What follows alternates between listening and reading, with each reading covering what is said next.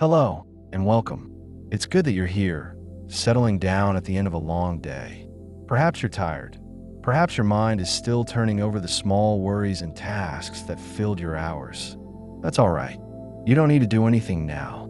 You can simply rest, breathe slowly, and let yourself be carried gently through a quiet story about one of the most peaceful places on Earth, the soft, layered sediments that blanket the ocean floor.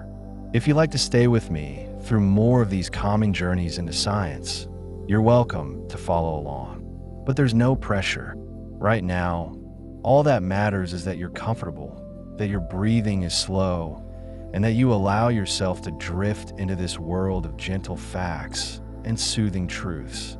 Let's begin by imagining the seafloor itself. Far below the surface of the ocean, beyond the reach of storms and sunlight, there lies a vast, quiet plain. It stretches for thousands upon thousands of miles, uninterrupted and still. The water above is dark and cold, but it is not hostile. It simply exists, pressing down softly, evenly like a blanket of immense weight that paradoxically feels like protection. And beneath that water, covering nearly every inch of the deep ocean floor, is sediment. Layer upon layer of fine particles that have settled, one by one, over millions of years. These sediments are not dramatic.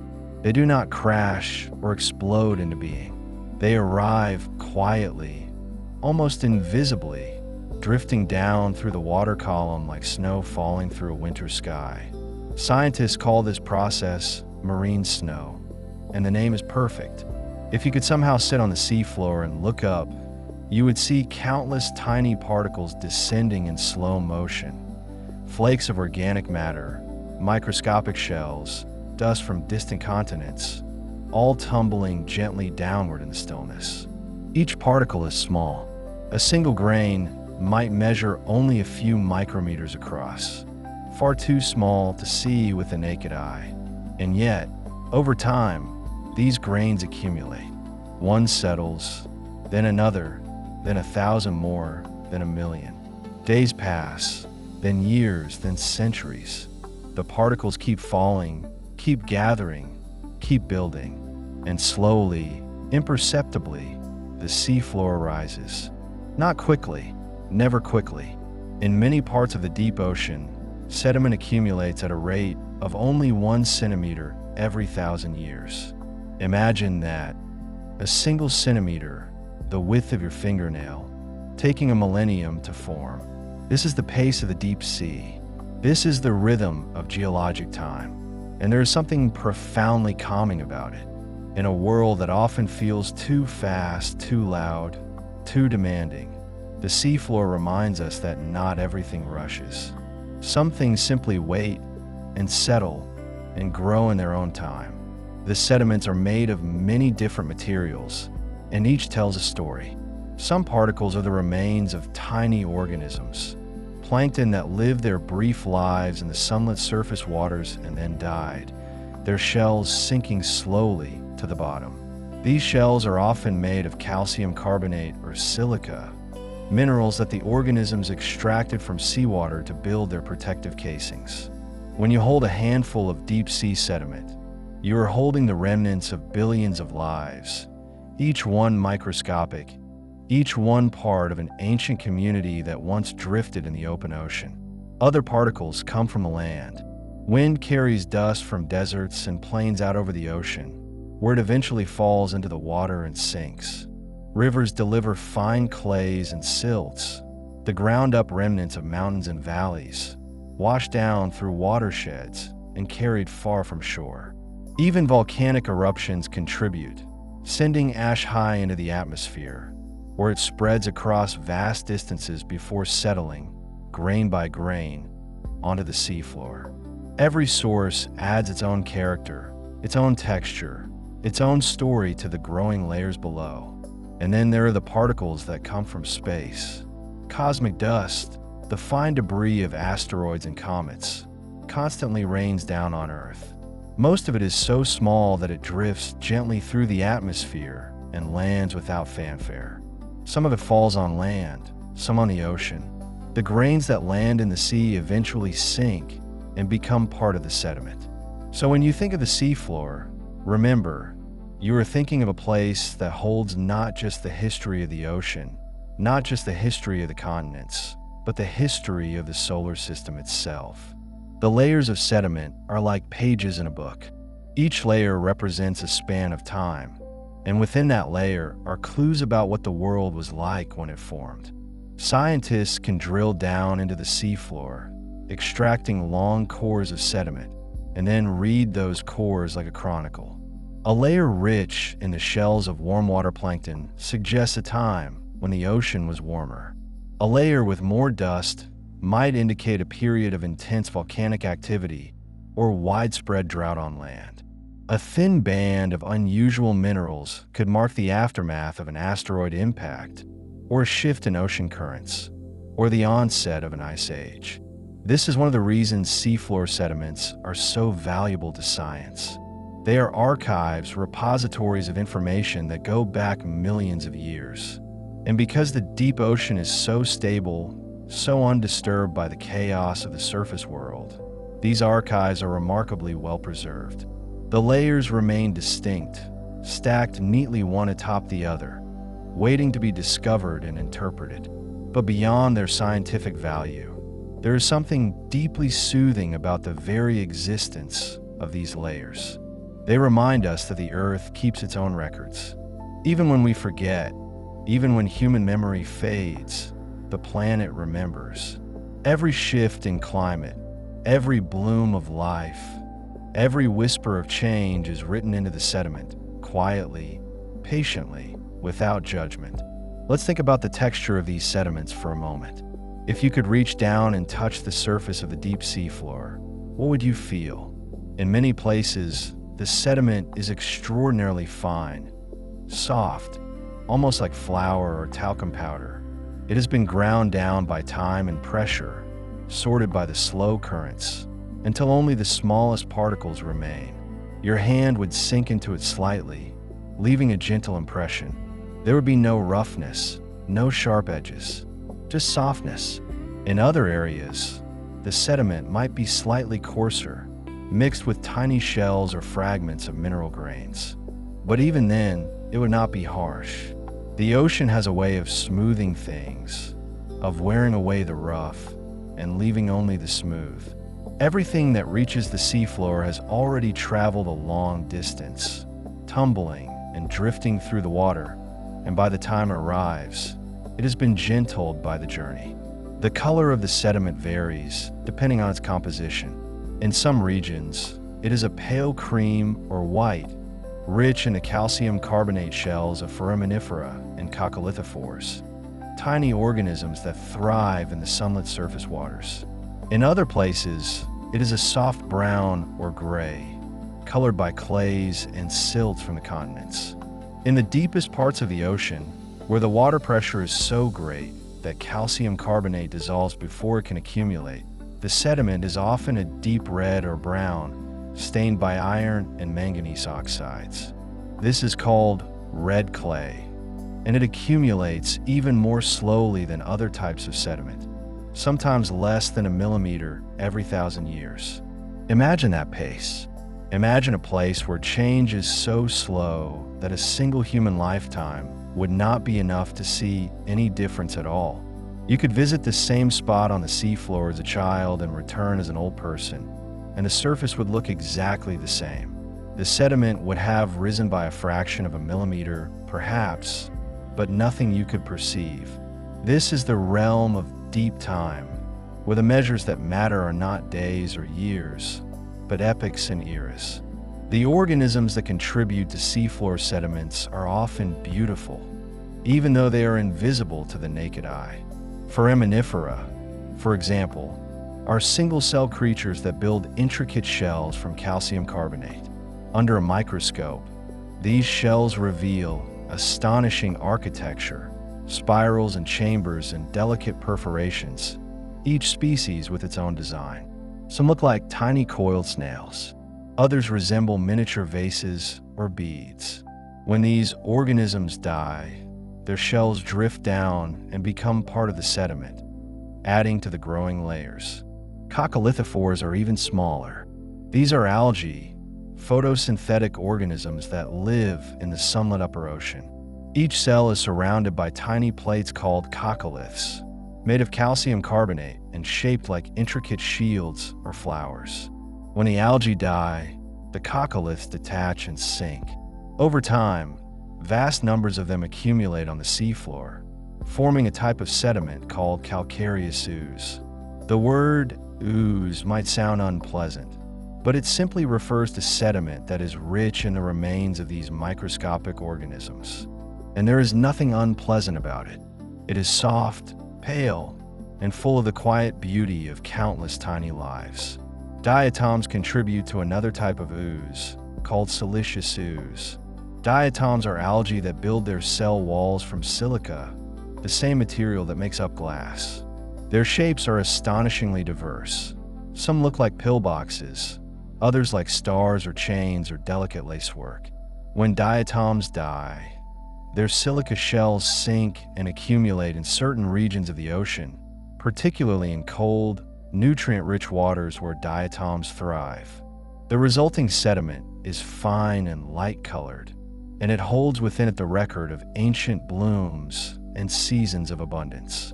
Radiolarians, another group of microscopic organisms, also build their skeletons from silica.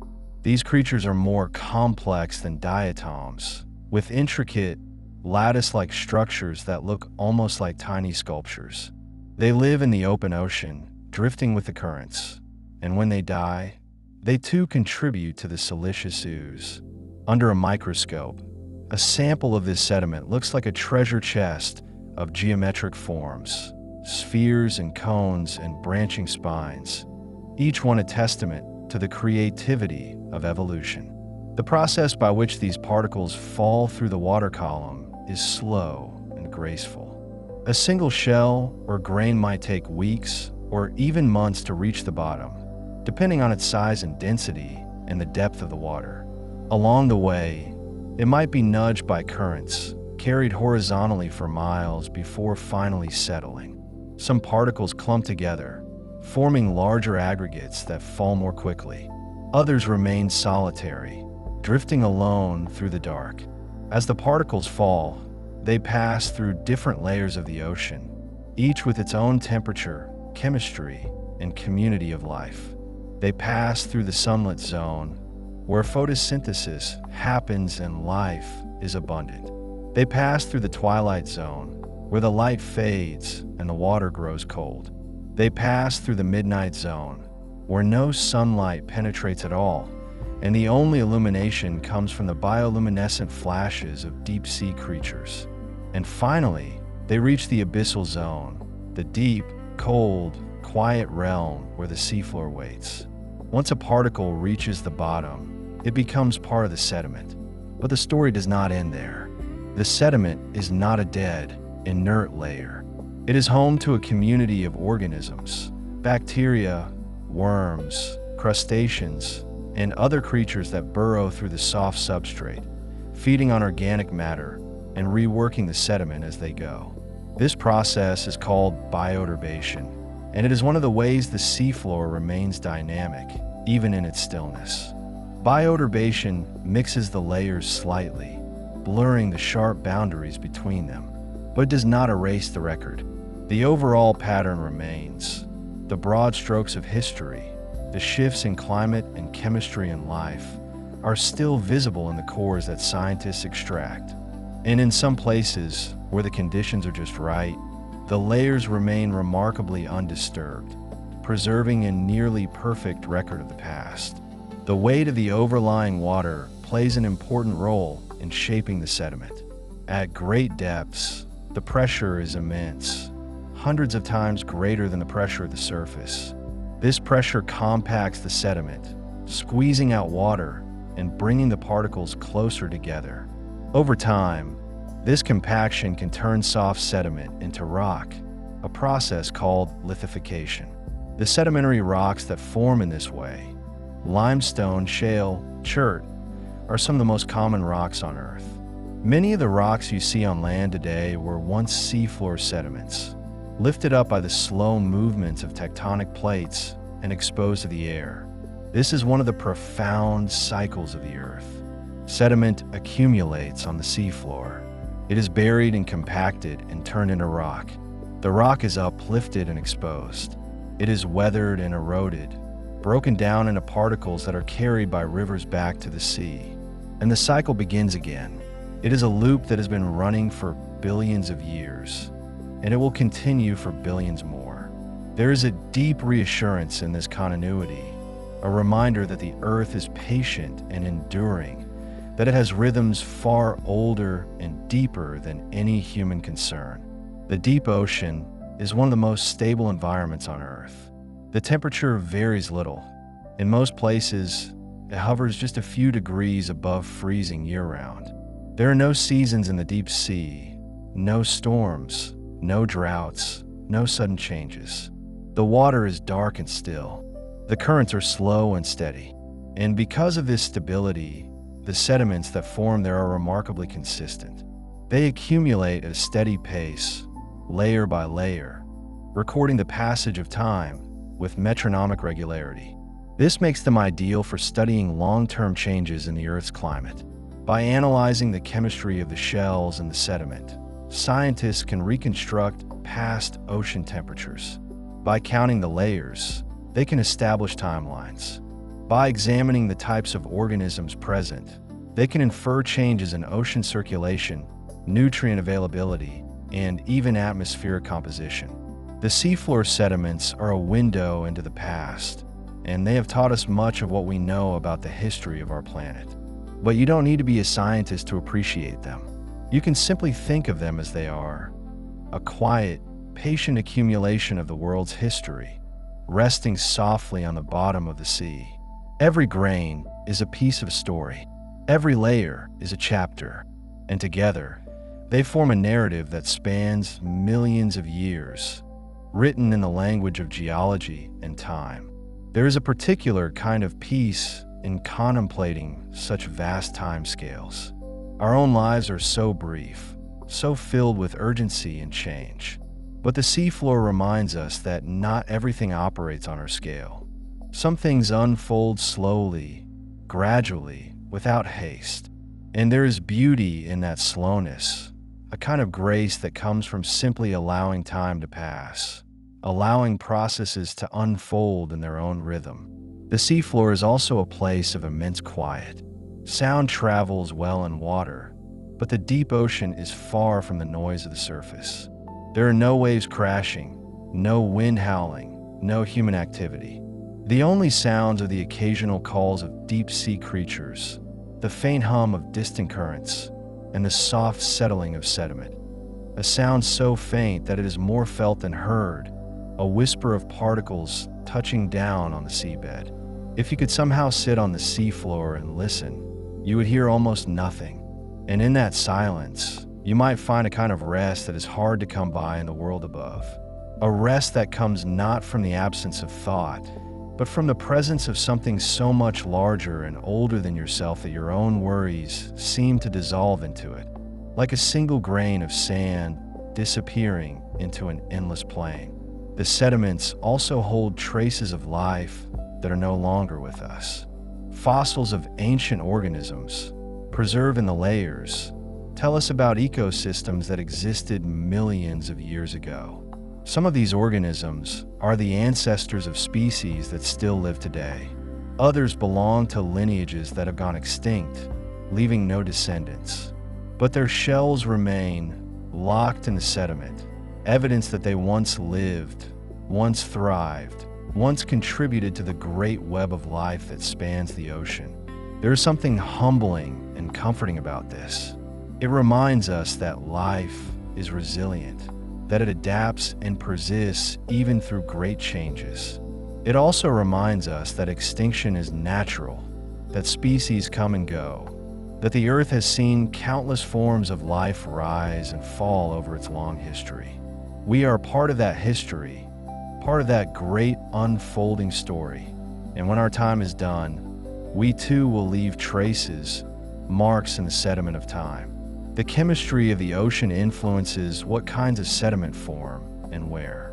In warm, shallow tropical waters, calcium carbonate is abundant, and the sediments are rich in the shells of corals, mollusks, and calcareous algae.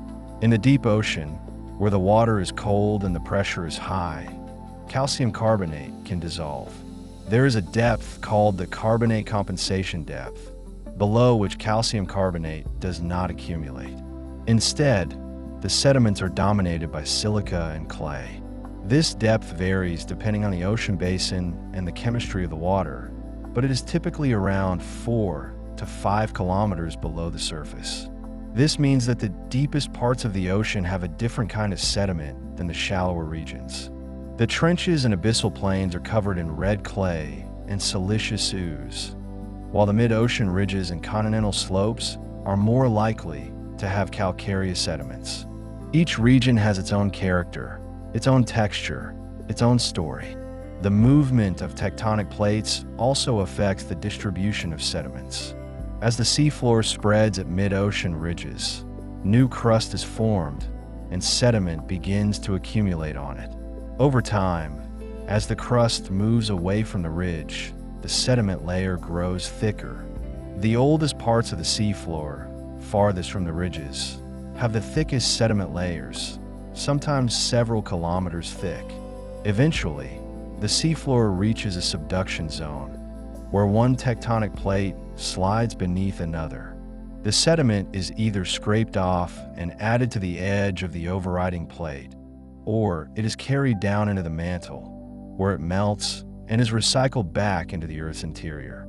This is another cycle, another loop in the great machinery of the planet. Sediment forms, accumulates, is buried, is uplifted or subducted, and is eventually returned to the surface or the mantle. Nothing is permanent, but nothing is truly lost either. Everything is transformed, recycled, reborn in a new form. The seafloor sediments also play a role in the global carbon cycle. When organisms build their shells from calcium carbonate, they are taking carbon out of the ocean and locking it into solid form. When they die and their shells sink to the seafloor, that carbon is removed from the active part of the carbon cycle, at least temporarily.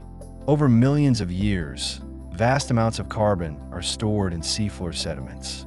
This storage helps regulate the amount of carbon dioxide in the atmosphere, which in turn affects the Earth's climate.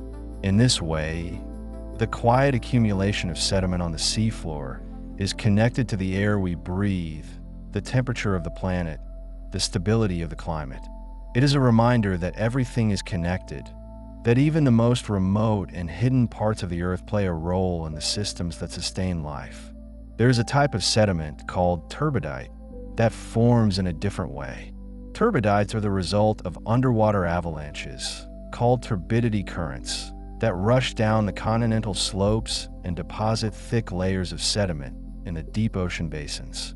These currents are triggered by earthquakes, storms, or the buildup of sediment on steep slopes. They are fast and powerful, carrying large amounts of material in a short time. But even these dramatic events become part of the quiet record.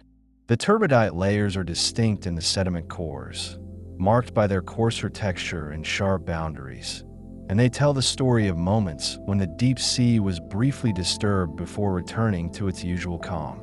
Even in the deepest, most remote parts of the ocean, life finds a way. There are bacteria that live deep within the sediment, meters below the seafloor, surviving on chemical energy rather than sunlight. These microbes are incredibly slow-growing, dividing perhaps once every few centuries. They exist in a state that is almost like suspended animation, waiting patiently for the rare moments when nutrients become available. Their metabolism is so slow that it is hard to imagine, and yet they are alive, part of the biosphere, contributing in their own small way to the cycles of the Earth. The study of seafloor sediments is a quiet science. It requires patience, careful observation, and a willingness to think in terms of vast spans of time. It is not flashy or dramatic. There are no explosions, no chases, no sudden revelations. Instead, There's the slow accumulation of data, the careful analysis of samples, the gradual building of understanding. It is a science that mirrors its subject, steady, methodical, and deeply satisfying in its own way. And perhaps that is part of what makes seafloor sediments so calming to think about. They are not urgent. They do not demand immediate attention. They simply exist, quietly doing what they have always done, recording the passage of time, holding the history of the earth in their soft, layered embrace. As you lie here, breathing slowly, letting your body relax, you can imagine those layers forming, one grain at a time, in the darkness of the deep sea. You can imagine the particles drifting down, settling gently, adding to the accumulation. You can imagine the stillness, the silence, the immense patience of the process. And you can let that image soothe you. Let it remind you that not everything needs to be fast, not everything needs to be loud. Some things are slow and quiet and beautiful in their slowness. The seafloor is always there, always waiting, always accumulating. It does not rush. It does not worry. It simply is. And in that simple existence, there is a lesson, a kind of wisdom that we can carry with us even when we return to the busy world above. The sediments that rest upon the ocean floor arrive through pathways both near and distant, and each pathway tells its own quiet story. Rivers carry fine particles from continents, grains worn smooth by their long journey through valleys and plains, and these terrestrial travelers settle into the marine realm with a kind of homecoming. The meeting of river and sea creates plumes of suspended matter that drift outward, gradually losing their momentum, and the particles spiral downward in the slower currents, finding their resting places far from shore. This process has continued for as long as rivers have flowed, and it continues still in the same patient rhythm, day after night after day. Some sediments never touch land at all before they reach the seafloor.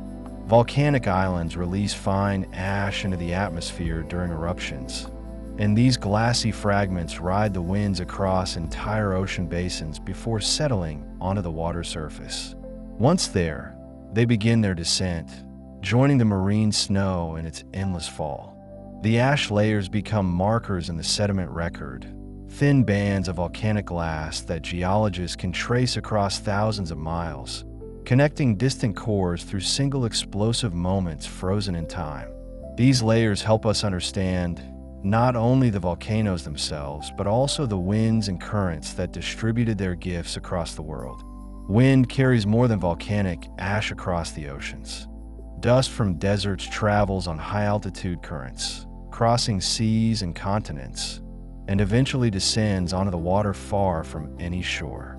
The Sahara sends its fine particles westward over the Atlantic, and Asian deserts contribute their dust to the Pacific. These grains are so small that they can remain suspended in the atmosphere for weeks, traveling thousands of miles before gravity and rain bring them down to the surface. On the seafloor, they become part of the sediment, a reminder that the ocean is connected to every landscape on Earth, even the driest and most distant. Ice, too, plays a role in delivering sediment to the deep sea. Glaciers grind rock into fine powder as they flow, and icebergs calving from ice sheets carry this debris out into the ocean. As the icebergs drift and slowly melt, they release their cargo of stones and silt, which sinks through the water column to settle on the bottom. These ice-rafted deposits appear in sediment cores as scattered pebbles and coarse grains within otherwise fine layers, evidence of ancient ice ages and the wandering paths of frozen giants. The presence of these drop stones tells us where icebergs traveled and when the climate was cold enough to produce them, adding another thread to the story written in the sediment. Meteorites and cosmic dust contribute their own small but measurable addition to seafloor sediments. Every day, tons of extraterrestrial material enter Earth's atmosphere. Most of it so fine that it drifts down slowly, joining the marine snow in its descent. Some of this cosmic dust is older than our planet, grains that formed around distant stars and traveled through space for millions of years before arriving here. On the seafloor, these particles are nearly impossible to distinguish from terrestrial grains without careful chemical analysis. But they are there, a quiet reminder that the ocean is open to the sky and to the universe beyond. The rate at which sediment accumulates varies greatly depending on location. Near the mouths of large rivers, sediment can pile up quickly, building thick deposits in relatively short periods of geological time. In the deep ocean, far from any continental influence, the accumulation is extraordinarily slow, sometimes only a few millimeters per 1,000 years. In these remote regions, a single centimeter of sediment may represent tens of thousands of years, each grain a patient witness to epochs of climate, ocean chemistry, and life. The slowness itself is calming to contemplate, a reminder that not all processes need to hurry, that there is value and meaning in gradual change. Turbidity currents occasionally interrupt the slow accumulation with sudden bursts of activity. These underwater avalanches occur when sediment on a slope becomes unstable, often triggered by earthquakes or the oversteepening of the seafloor. The sediment mixes with water and flows downhill as a dense, fast-moving current, carrying sand, silt, and clay into the deep basin. When the current finally slows and stops, it deposits its load in a distinctive layer called a turbidite, which shows a characteristic pattern of coarse grains at the bottom grading to fine grains at the top. Turbidites can travel hundreds of miles from their source, spreading sediment across vast areas of the abyssal plain in a matter of hours. Yet even these dramatic events become part of the quiet archive, their layers interbedded with the slow accumulation of marine snow, and over time they too are buried and stilled. Contour currents shape the seafloor in more subtle ways. These currents flow along the contours of the ocean bottom, following the topography rather than moving straight downslope. They carry fine sediment in suspension and can deposit it in elongated drifts that build up over millions of years. These sediment drifts can be hundreds of meters thick and stretch for hundreds of kilometers, gentle underwater hills sculpted by persistent currents.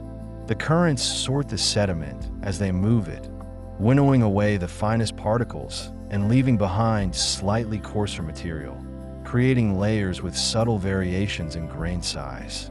Studying these drifts helps scientists understand the history of deep ocean circulation, the slow rivers of water that flow through the abyss, carrying heat and nutrients, and shaping the climate over geological time. Bioturbation is the gentle reworking of sediment by living organisms, and it is one of the most important processes affecting the seafloor. Worms, clams, crustaceans, and many other creatures burrow through the upper layers of sediment, feeding on organic matter and microbes. As they move, they mix the layers, blurring the sharp boundaries between them and homogenizing the upper few centimeters or even meters of the sediment column.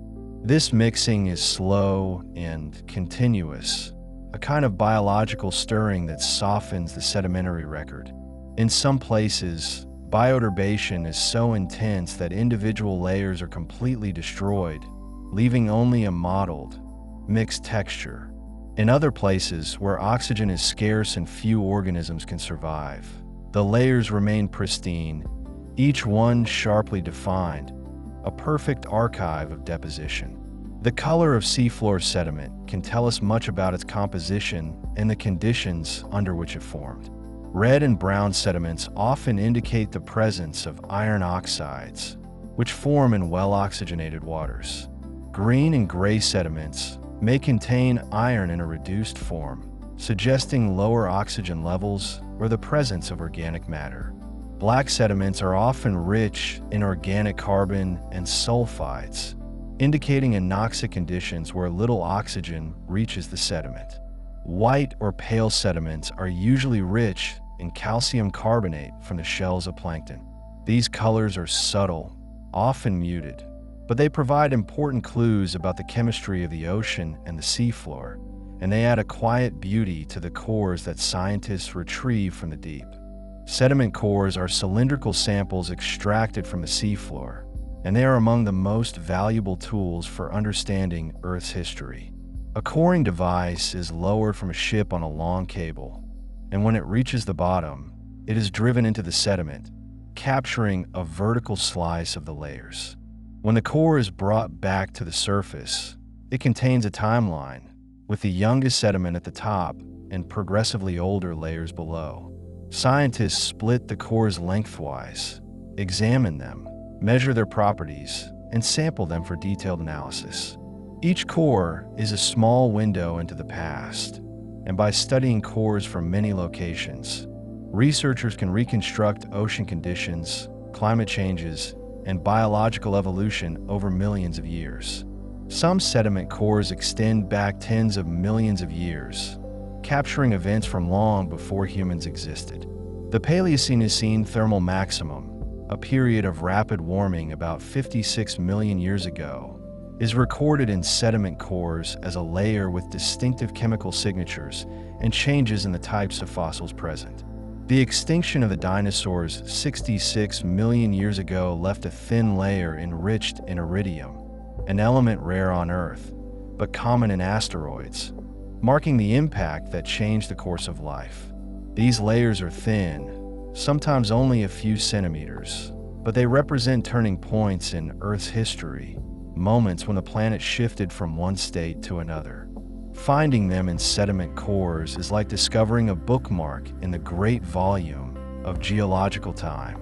Ice ages and warm periods are written clearly in the sediment.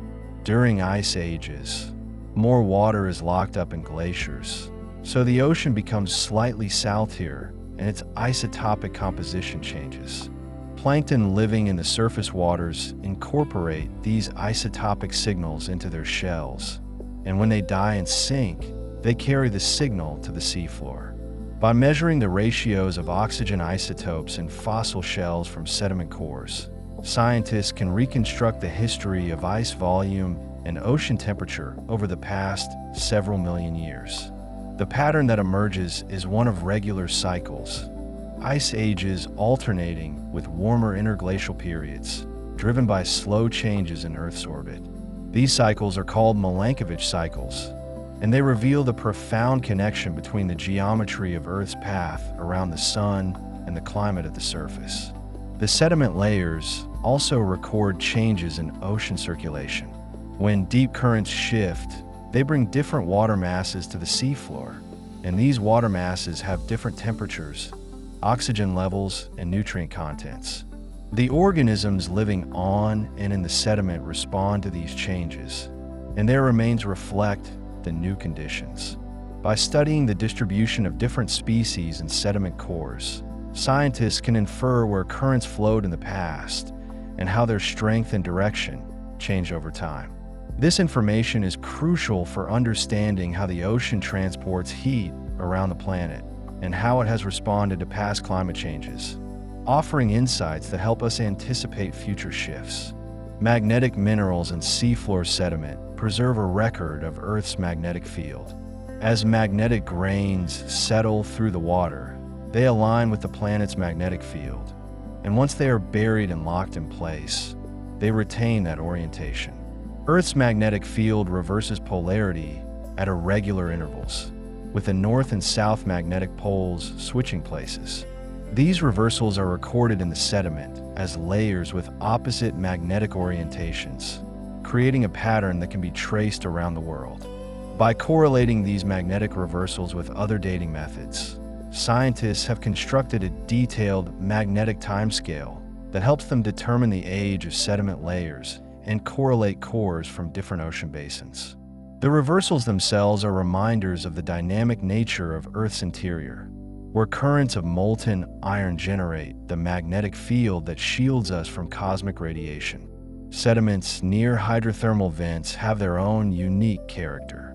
These vents occur at mid-ocean ridges, where seawater seeps into the crust, is heated by magma, and then erupts back into the ocean laden with dissolved metals and minerals. When the hot, mineral-rich water meets the cold ocean, the minerals precipitate out, forming clouds of fine particles that settle around the vent. The sediments in these areas are often enriched in iron, manganese, copper, and other metals, giving them a distinctive color and composition. These metalliferous sediments are localized, found only near active or extinct vent sites, but they are important markers of hydrothermal activity and provide clues about the location of past spreading centers and the history of ocean crust formation. Methane seeps also leave their mark on seafloor sediments. In some areas, organic-rich sediments buried beneath the seafloor produce methane gas, which migrates upward and seeps out of the surface. Microbes living in the sediment consume this methane, using it as an energy source, and in the process they alter the chemistry of the surrounding sediment. Carbonate minerals precipitate in these zones, forming hard crusts and nodules that are quite different from the surrounding soft sediment. These methane-derived carbonates are often found in association with unique communities of organisms, such as clams and tube worms, that rely on the methane-consuming microbes for their nutrition. The presence of these carbonates in sediment cores indicates past methane seepage and provides information about the carbon cycle and the role of the seafloor in regulating atmospheric methane. Sediment waves are large-scale bed forms that develop on the seafloor in areas where currents are strong and persistent. They resemble sand dunes, but are much larger, with wavelengths of hundreds of meters and heights of tens of meters. These waves migrate slowly over time as currents erode sediment from the upstream side and deposit it on the downstream side.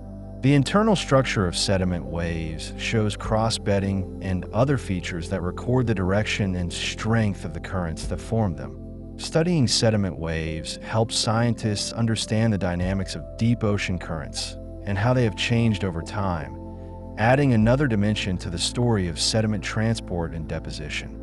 Abyssal plains are among the flattest places on Earth, and they owe their smoothness to the slow, even accumulation of sediment.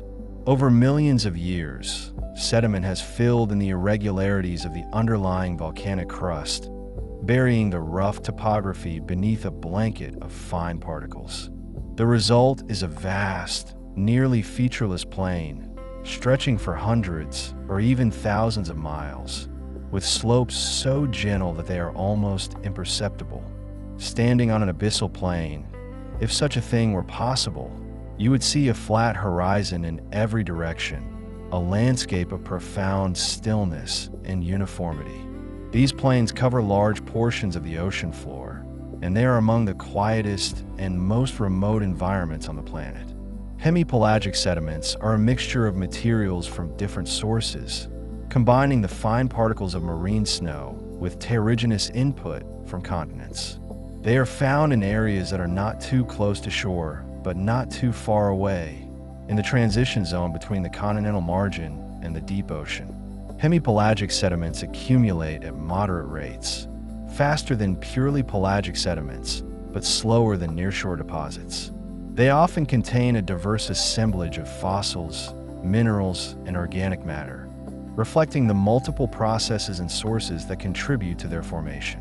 These sediments are valuable for studying the interactions between land and sea, the transport of materials by rivers and currents, and the response of marine ecosystems to changes in terrestrial input. Pelagic sediments, by contrast, are those that accumulate far from land, composed almost entirely of material that has settled from the overlying water column. They include calcareous and siliceous oozes, as well as red clay in the most remote parts of the ocean. Pelagic sediments accumulate very slowly, and as a result, they provide high-resolution records of ocean conditions over long time periods. A single meter of pelagic sediment may represent 1,000,000 years or more, each layer a thin snapshot of a moment in Earth's history. The purity of these sediments, their isolation from terrestrial influence, makes them ideal for studying processes that are global in scale, such as changes in ocean chemistry, climate, and the evolution of marine life. The boundary between different sediment types is not always sharp. Sediments grade into one another across the seafloor, reflecting gradual changes in water depth, distance from shore, productivity, and current strength. A core taken from a transitional zone might show layers that alternate between calcareous ooze and red clay, recording shifts in the depth of the CCD over time, or between hemipelagic mud and turbidites, reflecting changes in the frequency of sediment gravity flows. These transitions are important because they reveal the dynamic nature of the seafloor environment, the way it responds to changes in sea level, climate, tectonics, and ocean circulation.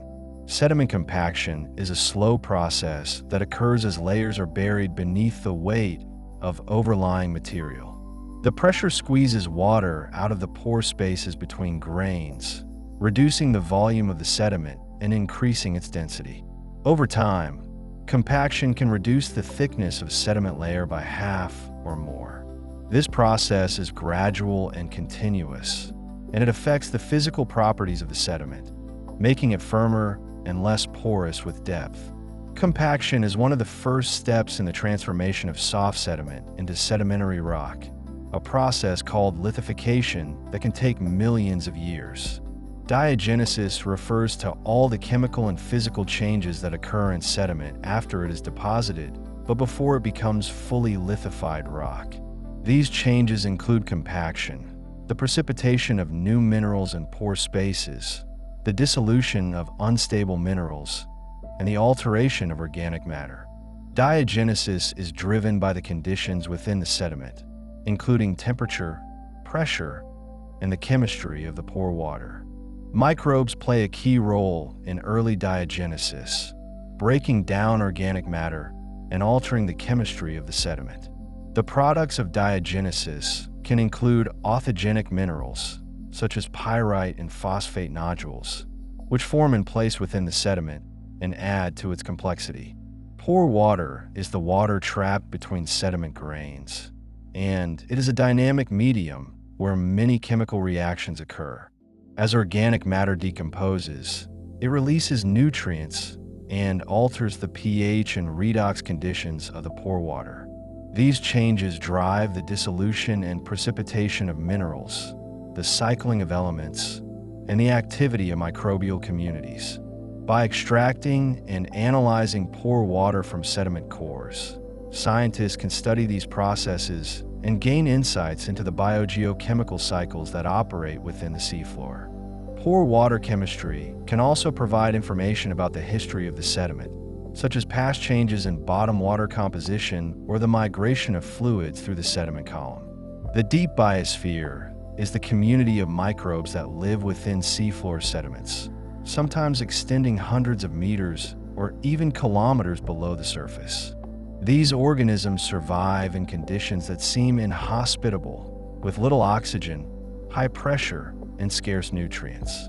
They metabolize slowly, dividing perhaps once every century or even less frequently, and they obtain energy from chemical reactions involving minerals and dissolved substances in the pore water. The deep biosphere is vast, containing a significant fraction of Earth's total microbial biomass, and it plays an important role in the global cycling of carbon, sulfur, nitrogen, and other elements. Its existence reminds us that life is tenacious and adaptable, finding ways to thrive even in the quietest and most isolated corners of the planet. Sediment traps are instruments deployed in the water column to collect sinking particles before they reach the seafloor. They consist of a series of tubes or funnels that capture marine snow and other settling material over a period of days, weeks, or months. By analyzing the contents of sediment traps, scientists can measure the rate of particle flux, the composition of the sinking material, and the seasonal variations in productivity and export. Sediment traps provide a direct link between processes in the surface ocean and the sediment record on the seafloor, helping researchers understand how changes in the upper ocean are translated into the layers that accumulate below. The carbonate compensation depth varies not only with location, but also with time.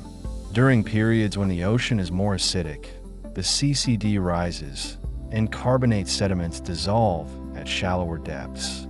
During periods when the ocean is less acidic, the CCD deepens, and carbonate sediments are preserved over a wider area. These changes in the CCD are recorded in sediment cores as shifts in the abundance of calcium carbonate, and they provide important information about past changes in ocean chemistry and the carbon cycle. The CCD is sensitive to many factors, including the rate of volcanic activity, the weathering of rocks on land, and the burial of organic carbon in sediments, making it a valuable indicator of the complex interactions that regulate Earth's climate. Silica, like calcium carbonate, is subject to dissolution in seawater, but the controls are different. Silica dissolves more readily in warmer water and in water that is undersaturated with respect to silica. The depth at which silica begins to dissolve significantly is not as sharply defined as the CCD, but there is a general pattern of increasing dissolution with depth. In areas where siliceous ooze accumulates, the sediment is often partly dissolved, with only the most resistant frustules and spicules surviving. The dissolved silica returns to the water column, where it can be taken up again by organisms, completing the cycle. This recycling of silica within the ocean is an important part of the global silicon cycle, which links the ocean, the biosphere, and the solid Earth. The preservation of organic matter in seafloor sediments is influenced by many factors, including the rate of sedimentation, the oxygen levels in the water and sediment, and the type of organic material.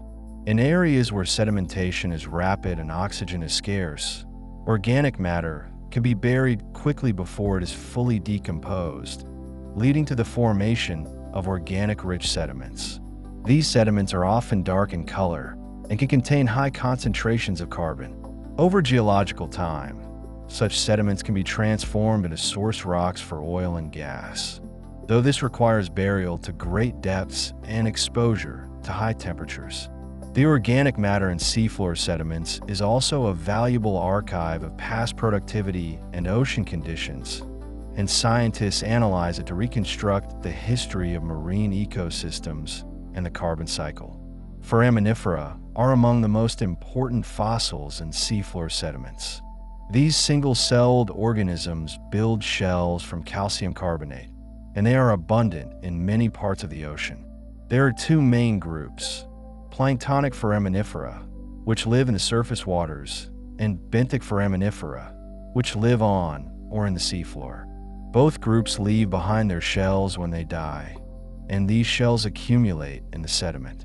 Because different species of foraminifera prefer different temperatures and water conditions, their distribution in sediment cores can be used to reconstruct past ocean temperatures and circulation patterns.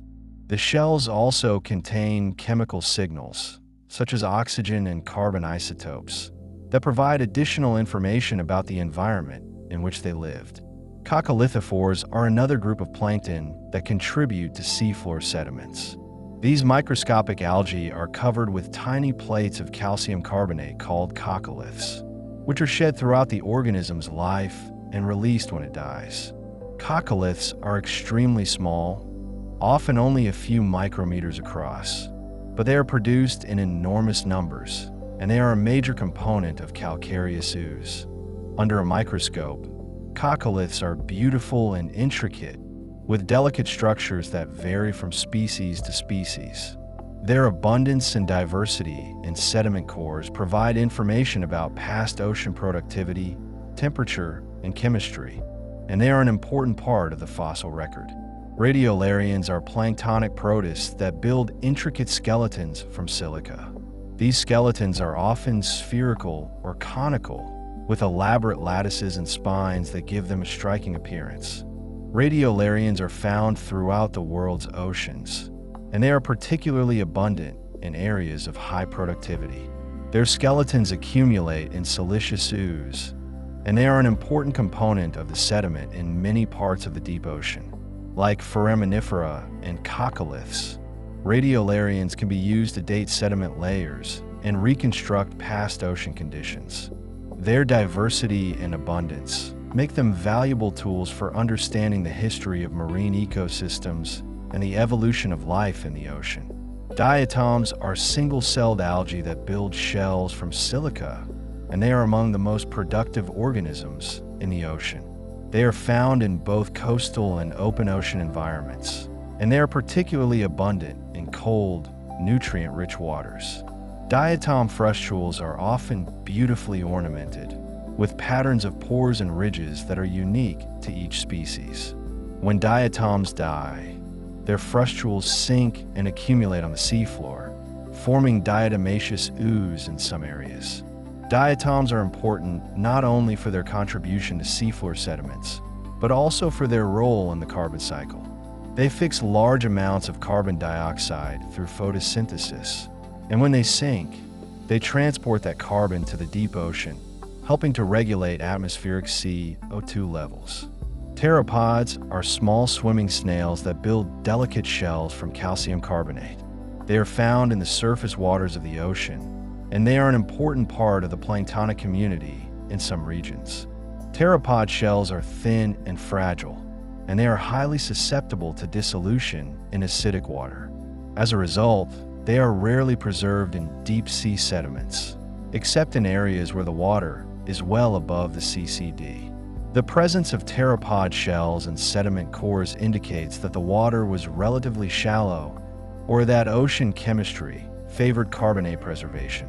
Pteropods are also of interest because they are sensitive to ocean acidification, and their distribution and preservation in the sediment record can provide insights into past changes in ocean pH.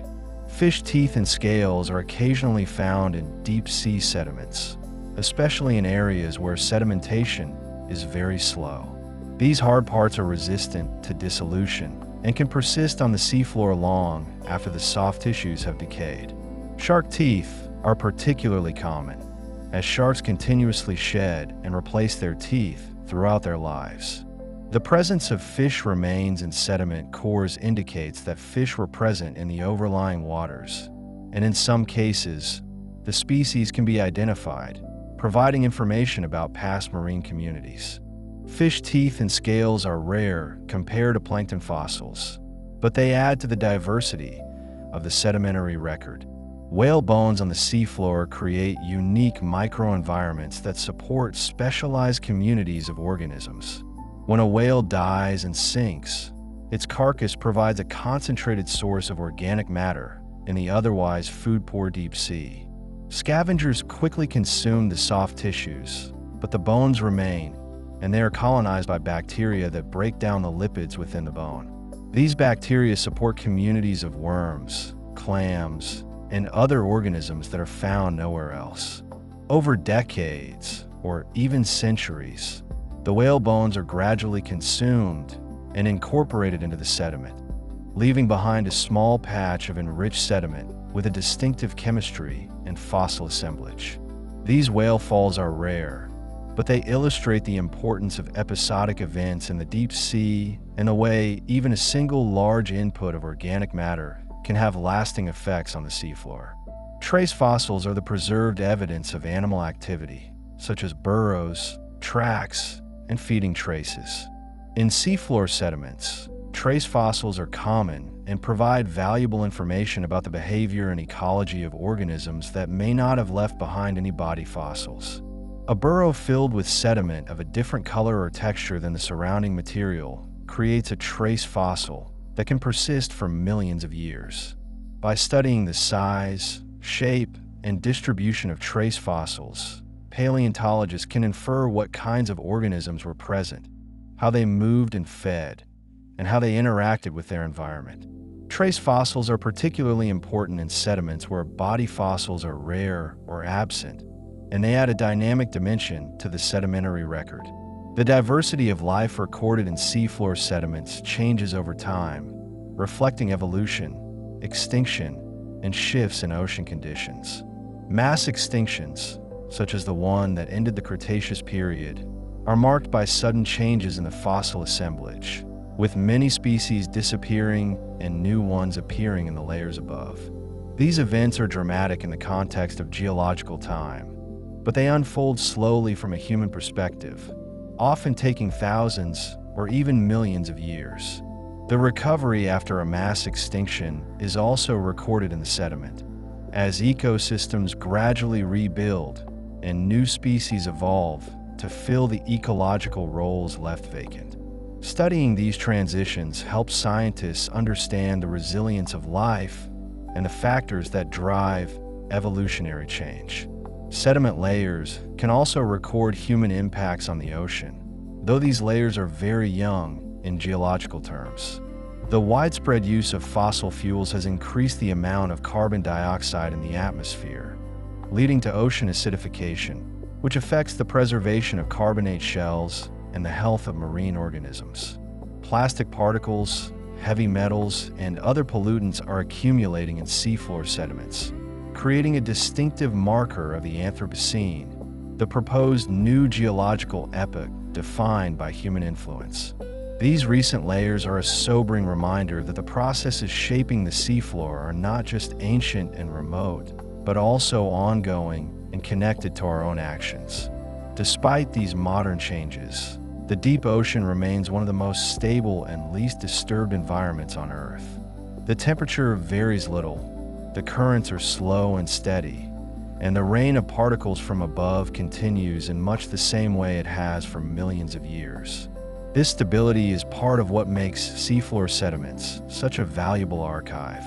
In a world where surface conditions change rapidly, the deep sea offers a long-term perspective, a record that extends far beyond human timescales and reminds us of the vast stretches of time over which Earth has evolved. The sediments that rest upon the abyssal plains, those vast flat stretches of the deep ocean floor, are among the most uniform and peaceful deposits on Earth. These plains cover more than half of the planet's surface, lying at depths between 3 and 6 kilometers beneath the waves. Here, far from the turbulent influences of continental margins and underwater mountains, sediment accumulates with extraordinary evenness. Each particle settles without disturbance, creating layers so flat and regular that they rival the smoothest surfaces humans have ever engineered.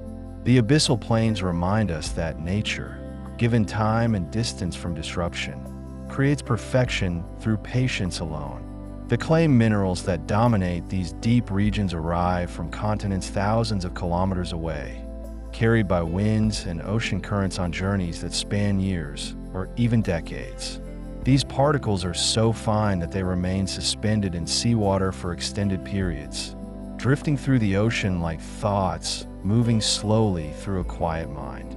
When they finally settle, they do so with gentleness, adding fractions of millimeters to the seafloor each millennium. The clay itself comes in subtle varieties: a light from temperate weathering, kaolinite from tropical soils, smectite from volcanic alteration, each carrying the signature of its distant origin. Manganese nodules rest upon many abyssal plains like dark potatoes scattered across a garden. These curious formations grow with almost unimaginable slowness, adding perhaps a few millimeters every million years. They form through chemical precipitation, as dissolved metals in seawater gradually accumulate around a small nucleus, perhaps a shark's tooth, a fragment of shell, or a grain of volcanic rock. Layer by microscopic layer, manganese and iron oxides build outward in concentric rings, creating structures that can reach the size of a grapefruit after tens of millions of years. To hold a manganese nodule is to hold an object that has been forming since before our earliest human ancestors walked upright. The distribution of these nodules across the seafloor follows patterns that speak to the delicate balance of sedimentation rates.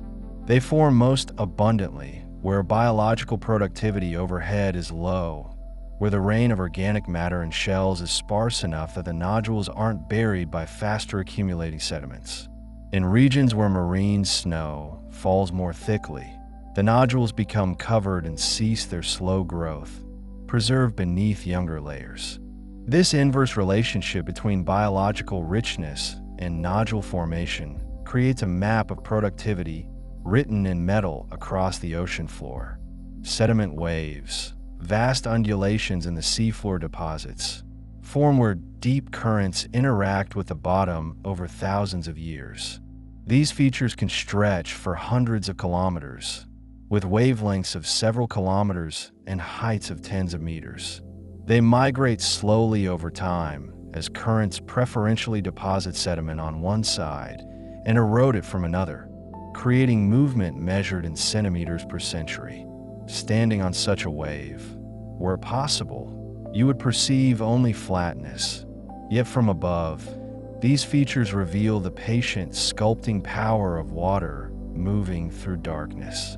The nepheloid layer, a zone of slightly cloudy water just above the seafloor, represents sediment in temporary suspension. Deep currents stir the finest particles from the bottom, keeping them aloft in a dilute cloud that can extend tens or even hundreds of meters upward. This layer acts as a transitional realm between settled sediment and the clearer water column above. Particles within it may settle and be resuspended many times before finally coming to rest permanently, each cycle of rising and falling adding to the complexity of their journey. Benthic storms, sudden increases in current speed near the seafloor, occur episodically in the deep ocean, driven by the intensification of surface eddies or the passage of large weather systems far above. During these events, current speeds may increase tenfold, from the usual few centimeters per second to velocities capable of moving sand and silt.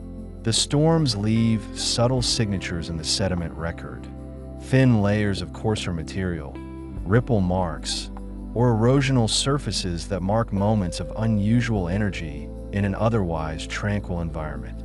They remind us that even the deep ocean experiences its own form of weather, though on timescales and with intensities far gentler than the storms we know above. The compensation depth for aragonite, shallower than that for calcite, creates an additional boundary in the ocean's chemical architecture. Aragonite, a form of calcium carbonate produced by pteropods and some corals, dissolves more readily than calcite. At depths typically between 2 and 3 kilometers, depending on the ocean basin, aragonite shells begin to dissolve before reaching the seafloor. This depth varies with temperature, pressure, and the chemistry of seawater, creating a three-dimensional surface that shifts subtly with ocean conditions. The aragonite compensation depth adds another layer of complexity to the preservation patterns of marine organisms. Sediment focusing, the lateral transport of particles by bottom currents, concentrates sediments in certain areas while leaving others relatively starved. Depressions and basins tend to accumulate thicker sequences as currents deposit their loads in these natural traps. Elevated areas, by contrast, may experience net erosion or very slow accumulation. This focusing effect means that sediment thickness varies considerably across the seafloor, even in regions with similar overlying productivity. The thickest accumulations become natural archives, preserving more complete records of Earth's history. The transition from one sediment type to another, recorded in cores, often marks significant shifts in Earth's climate or ocean circulation. A change from carbonate-rich layers to silica-rich layers might indicate a shift in the dominant plankton groups, reflecting changes in nutrient availability or water temperature. A shift from light-colored sediments to dark organic-rich layers might mark periods of ocean anoxia, when oxygen-depleted waters allowed organic matter to accumulate rather than decompose. These transitions, often spanning just a few centimeters in a core, represent thousands of years of environmental change, compressed into layers you could cover with your hand. Drop stones, isolated pebbles, or boulders embedded in fine-grained sediments tell stories of ice and long journeys. These rocks were picked up by glaciers on land, carried to the sea within icebergs, and released when the ice melted, falling through the water column to land among the soft muds of the deep ocean. Their presence in sediment cores marks periods when ice sheets extended to the sea, calving bergs that drifted into the open ocean. The distribution of dropstones across the seafloor maps ancient iceberg trajectories, revealing the paths of melting ice across warming seas. Ash layers from volcanic eruptions create some of the most precisely datable horizons in marine sediments. When a volcano erupts explosively, ash particles can be carried by high-altitude winds across entire ocean basins, settling through the water column over days or weeks. The resulting layer, often just a few millimeters thick, represents a nearly instantaneous geological event, a moment frozen in time. By identifying the same ash layer in multiple cores across a wide area, scientists can synchronize their records, linking distant locations to the same moment in Earth's past. These tephra layers act as golden threads, connecting separate archives into a unified chronology. The preservation of organic matter in sediments depends on the availability of oxygen at the seafloor. In well-oxygenated environments, bacteria and other organisms quickly consume organic material, leaving little to be buried. In oxygen minimum zones, or in rapidly accumulating sediments where organic matter is quickly buried beyond the reach of oxygen, preservation improves dramatically. These organic-rich sediments, dark and sometimes laminated, represent windows into past productivity and ocean chemistry. Over geological time, such deposits can become source rocks for petroleum, transforming ancient plankton into the fossil fuels that have powered human civilization. Bioturbation intensity varies with water depth, food availability, and oxygen levels. In the deep sea, where food is scarce and metabolism is slow, burrowing organisms work the sediment less vigorously than their shallow water cousins. Yet even at the greatest depths, where organisms are few and far between, the patient work of bioturbation continues. A single worm or crustacean, moving through the sediment in search of food, can rework a volume many times its own size over its lifetime. Multiply this by countless organisms over thousands of years, and the cumulative effect becomes substantial, a slow churning that homogenizes the upper layers of the seafloor. The color of deep-sea sediments provides immediate clues to their composition and history. White or pale cream sediments rich in calcium carbonate speak of abundant calcareous plankton in depths above the compensation depth. Brown or tan sediments indicate clay minerals, often mixed with iron oxides that lend the warm earth tones. Gray or black sediments may contain organic matter or sulfide minerals, suggesting low oxygen conditions. Reddish sediments, particularly in the deep Pacific, reflect the oxidation of iron in extremely slow accumulating clays, where each grain has been exposed to oxygenated seawater for millennia before being buried. These colors form a palette that maps the ocean's chemical and biological provinces. Sediment porosity, the fraction of space between grains filled with water, decreases with depth and age as the weight of overlying material compresses the sediment. Freshly deposited muds may be 90% water by volume, so soft and fluid that they barely seem solid. With burial, water is squeezed out and grains pack more tightly together. At depths of hundreds of meters below the seafloor, porosity may decrease to 50% or less, and the sediment becomes noticeably firmer. This compaction process, called consolidation, transforms soft oozes into the indurated sediments that will eventually become sedimentary rocks. Authigenic minerals, those that form within the sediment after deposition rather than arriving from elsewhere, include phosphates, zeolites, and various iron and manganese compounds. These minerals precipitate from poor waters as chemical conditions change during burial and diagenesis. Phosphate nodules, for example, form in regions of high productivity where organic matter decomposition releases phosphorus into poor waters, which then precipitates as apatite. Zeolites form from the alteration of volcanic glass in the presence of seawater. These authigenic minerals add complexity to the sediment record, representing chemical processes that continue long after the original particles settled. The boundary between sediment and water, seemingly simple, is actually a zone of intense chemical activity. Here, oxygen from the overlying water penetrates downward, while reduced compounds from decomposing organic matter migrate upward. The meeting of these opposing gradients creates redox boundaries where chemical transformations occur.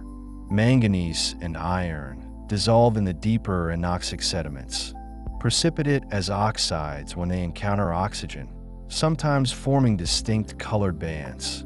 These chemical boundaries, invisible to the naked eye, but measurable with sensitive instruments, represent dynamic interfaces where the living and non-living worlds interact. Sediment traps deployed by oceanographers, suspended at various depths in the water column, collect sinking particles over periods of weeks to months, allowing direct measurement of the flux of material from surface waters to the seafloor. These cylindrical devices, often arrayed at multiple depths on a single mooring, reveal how much material is lost to decomposition and dissolution during the descent. Typically, only a small fraction of the organic matter produced in surface waters reaches the deep seafloor. The rest is consumed, respired, or dissolved during the journey. Sediment traps provide ground truth for models of carbon cycling and help calibrate our understanding of how surface productivity translates into seafloor accumulation. The oldest sediments currently on the seafloor are found in the Western Pacific, in regions far from mid-ocean ridges where the oceanic crust itself is oldest. These sediments, dating back to the Jurassic period more than 150 million years ago, rest upon crust that has traveled slowly away from its birthplace at a spreading center. The sediment column here can be over a kilometer thick, representing an unbroken archive spanning most of the age of dinosaurs, their extinction, and the rise of mammals. To drill through such a column is to travel backward through time, each meter representing tens or hundreds of thousands of years of Earth's history. Hiatuses, gaps in the sediment record where deposition ceased or erosion removed material, appear as unconformities in cores, surfaces where sediments of very different ages lie in direct contact. These gaps might result from changes in ocean circulation that accelerated bottom currents, scouring away sediments, or from periods when the seafloor subsided below the carbonate compensation depth, causing previously deposited carbonates to dissolve.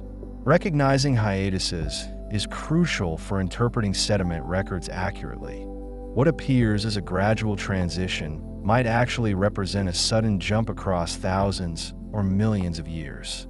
The concept of sediment facies, distinct sediment types that reflect particular environmental conditions, helps organize the bewildering variety of seafloor deposits into understandable categories. Turbidite facies, characterized by graded beds and erosional bases, indicate episodic transport by density currents. Hemipelagic facies, mixing terrigenous and pelagic components, mark continental margins where both sources contribute significantly. Pelagic facies, dominated by the tests of planktonic organisms, represent the open ocean far from land. Each facies tells a story of a particular setting, a particular balance of processes and sources. Seismic stratigraphy, the interpretation of sediment layers from acoustic reflection profiles, allows scientists to map sediment sequences across vast areas of the seafloor without drilling. Sound waves penetrate the sediment, reflecting off boundaries between layers with different acoustic properties. The resulting profiles reveal the architecture of sediment deposits, their thickness, continuity, and internal structure. Major reflectors, marking significant changes in sediment properties, can often be traced across entire ocean basins, revealing the large-scale patterns of deposition and erosion. This remote sensing of the subsurface extends our vision beyond the pinpoint samples of cores, showing how local observations fit into regional and global patterns. The relationship between plate tectonics and sedimentation creates predictable patterns across the ocean floor. Near mid-ocean ridges, where new crust is young and elevated, sediments are thin or absent, as there has been little time for accumulation. Moving away from the ridge, the crust ages, cools, and subsides, and sediment thickness increases.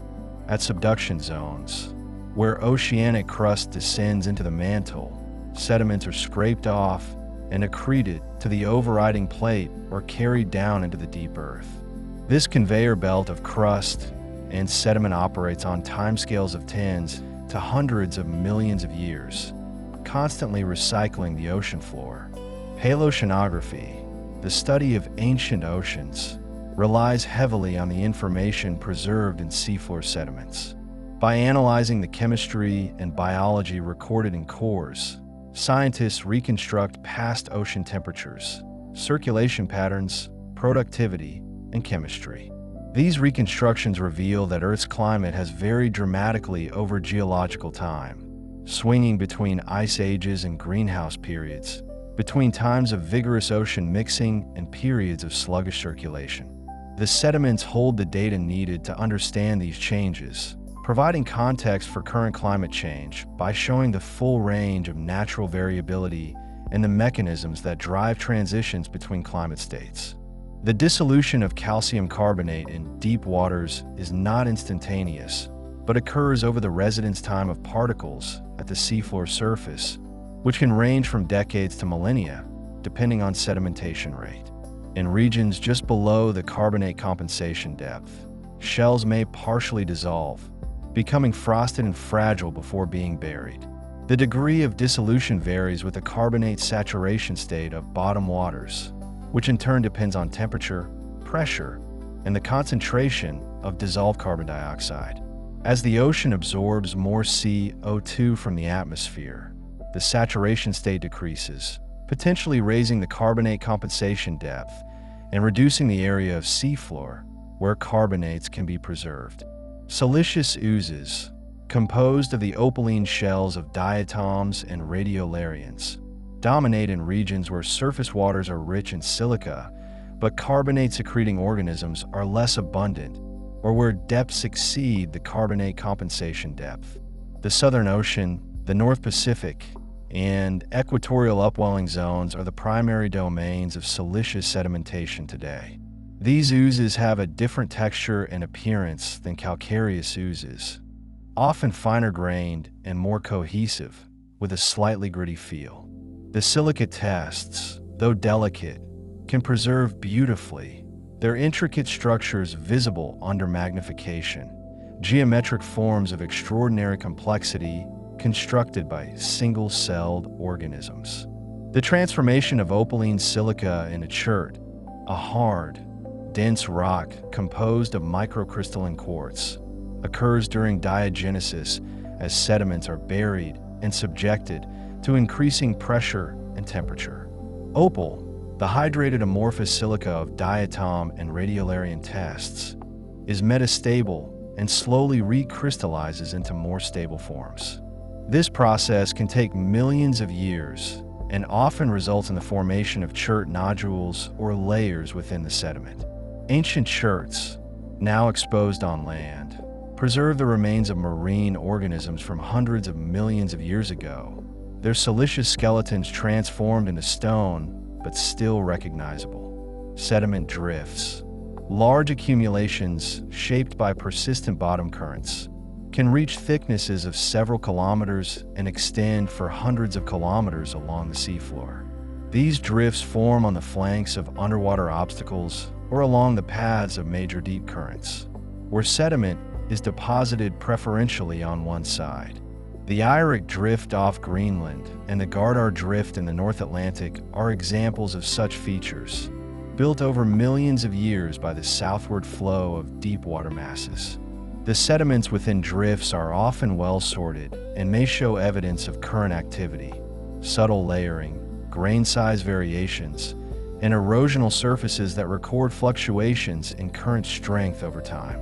The concept of sequence stratigraphy, developed initially for petroleum exploration, applies to deep-sea sediments as well.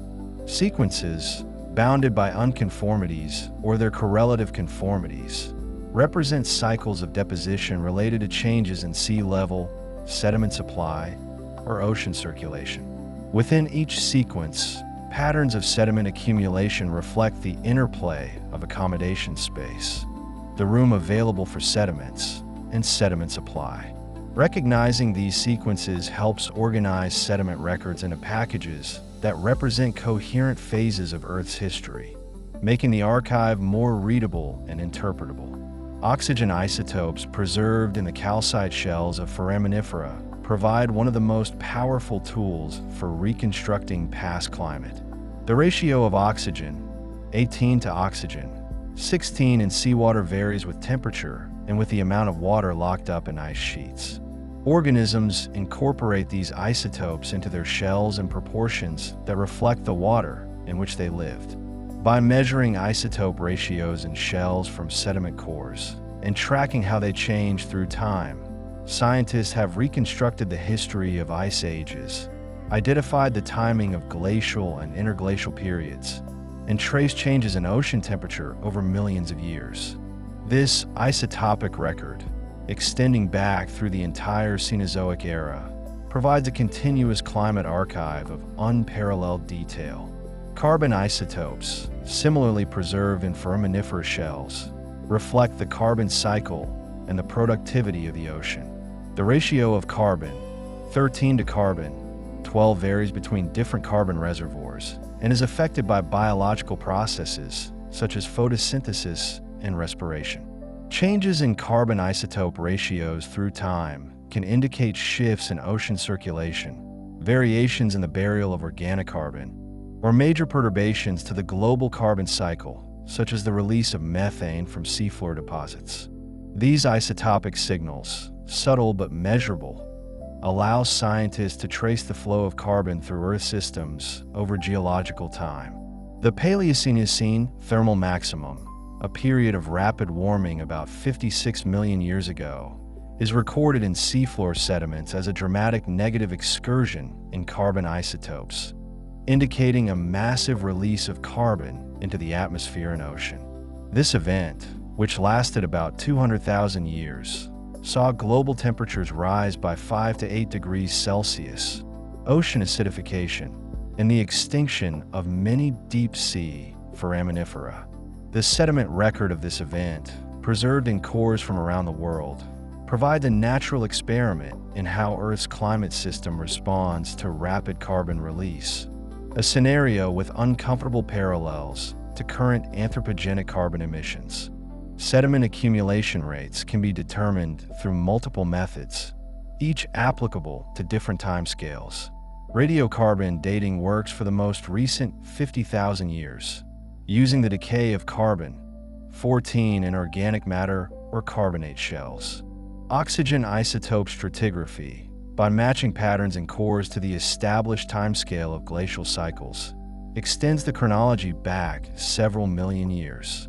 Magnetic reversals, recorded in sediments containing magnetic minerals, provide tie points extending back tens of millions of years. Biostratigraphy, using the first and last appearances of fossil species, works across the entire age range of seafloor sediments. By combining these methods, scientists construct age models that assign dates to each level in a core, transforming depth into time. The resolution of the sediment record, the shortest timescale of events that can be distinguished, depends on sedimentation rate and the degree of bioturbation. In rapidly accumulating sediments with minimal bioturbation, such as in some anoxic basins, annual or even seasonal layers can be preserved, creating VARs similar to those in lake sediments. In typical deep-sea settings, bioturbation limits resolution to several thousand years, as organisms mix the upper tens of centimeters of sediment. This smoothing of the record means that brief events may be undetectable, while longer-term trends are well preserved. Understanding this limitation is crucial for interpreting what the sediments can and cannot tell us about past changes. The deep biosphere within seafloor sediments, only recently appreciated in its full extent, consists of microorganisms living in the pore spaces between sediment grains. These organisms, mostly bacteria and archaea, survive on the chemical energy available from reactions between minerals and dissolved compounds in pore waters. They live at extraordinarily low metabolic rates, with generation times that may span centuries or millennia. The biomass of this subsurface biosphere rivals that of all life in the ocean's water column, representing a hidden domain of life that challenges our understanding of the limits of habitability. These microorganisms slowly alter the chemistry of sediments, influencing diagenesis and the cycling of elements. Pore water chemistry changes with depth in the sediment as microorganisms consume oxygen, nitrate, sulfate, and other electron acceptors in sequence, each group of organisms exploiting the next most energetically favorable reaction. Near the surface, aerobic respiration dominates where oxygen is available. Deeper, denitrifying bacteria reduce nitrate. Then sulfate-reducing bacteria take over, producing hydrogen sulfide. Deeper still, methanogens produce methane from carbon dioxide and hydrogen. This vertical zonation of microbial metabolism creates chemical gradients that can be measured in pore water samples extracted from cores, revealing the invisible workings of the subsurface biosphere. Methane hydrates, ice-like solids in which methane molecules are trapped within cages of water molecules, form in seafloor sediments where temperatures are low and pressures are high, typically at water depths greater than about 500 meters. These hydrates are stable only within a specific pressure temperature window. Above this zone, they dissociate, releasing methane gas. The base of the hydrate stability zone often appears as a strong seismic reflector called a bottom simulating reflector, marking the boundary between hydrate-bearing sediments above and free gas below. Methane hydrates represent a vast reservoir of carbon, potentially larger than all conventional fossil fuel reserves combined, and their stability is sensitive to changes in ocean temperature. The release of methane from hydrates, whether through warming, pressure changes, or sediment disturbance, can have significant effects. Methane is a potent greenhouse gas, and large releases could amplify climate warming. Evidence from the geological past, including the Paleocene thermal maximum, suggests that methane release from seafloor deposits may have contributed to rapid warming events. Today, as ocean temperatures rise, there is concern that hydrates in some regions may become unstable, creating a feedback loop that accelerates climate change. The sediment record holds clues to how such releases occurred in the past and their consequences for Earth's climate. Cold seeps, areas where methane and other hydrocarbon-rich fluids escape from seafloor sediments, support unique ecosystems based on chemosynthesis rather than photosynthesis. Bacteria that oxidize methane form the base of the food web, and symbiotic relationships with animals like tube worms and clams allow these organisms to thrive in the absence of sunlight. The sediments around cold seeps are often characterized by authigenic carbonates that precipitate as a result of microbial methane oxidation, forming pavements and chimney-like structures. These seeps, scattered across continental margins worldwide, represent windows into the subsurface where the products of deep diagenesis reach the seafloor. Turbidites, the deposits of turbidity currents, can be remarkably thick, individual beds sometimes reaching several meters, and represent catastrophic events in the otherwise tranquil deep sea. The largest turbidity currents, triggered by massive submarine landslides, can travel thousands of kilometers and deposit sediment across entire abyssal plains.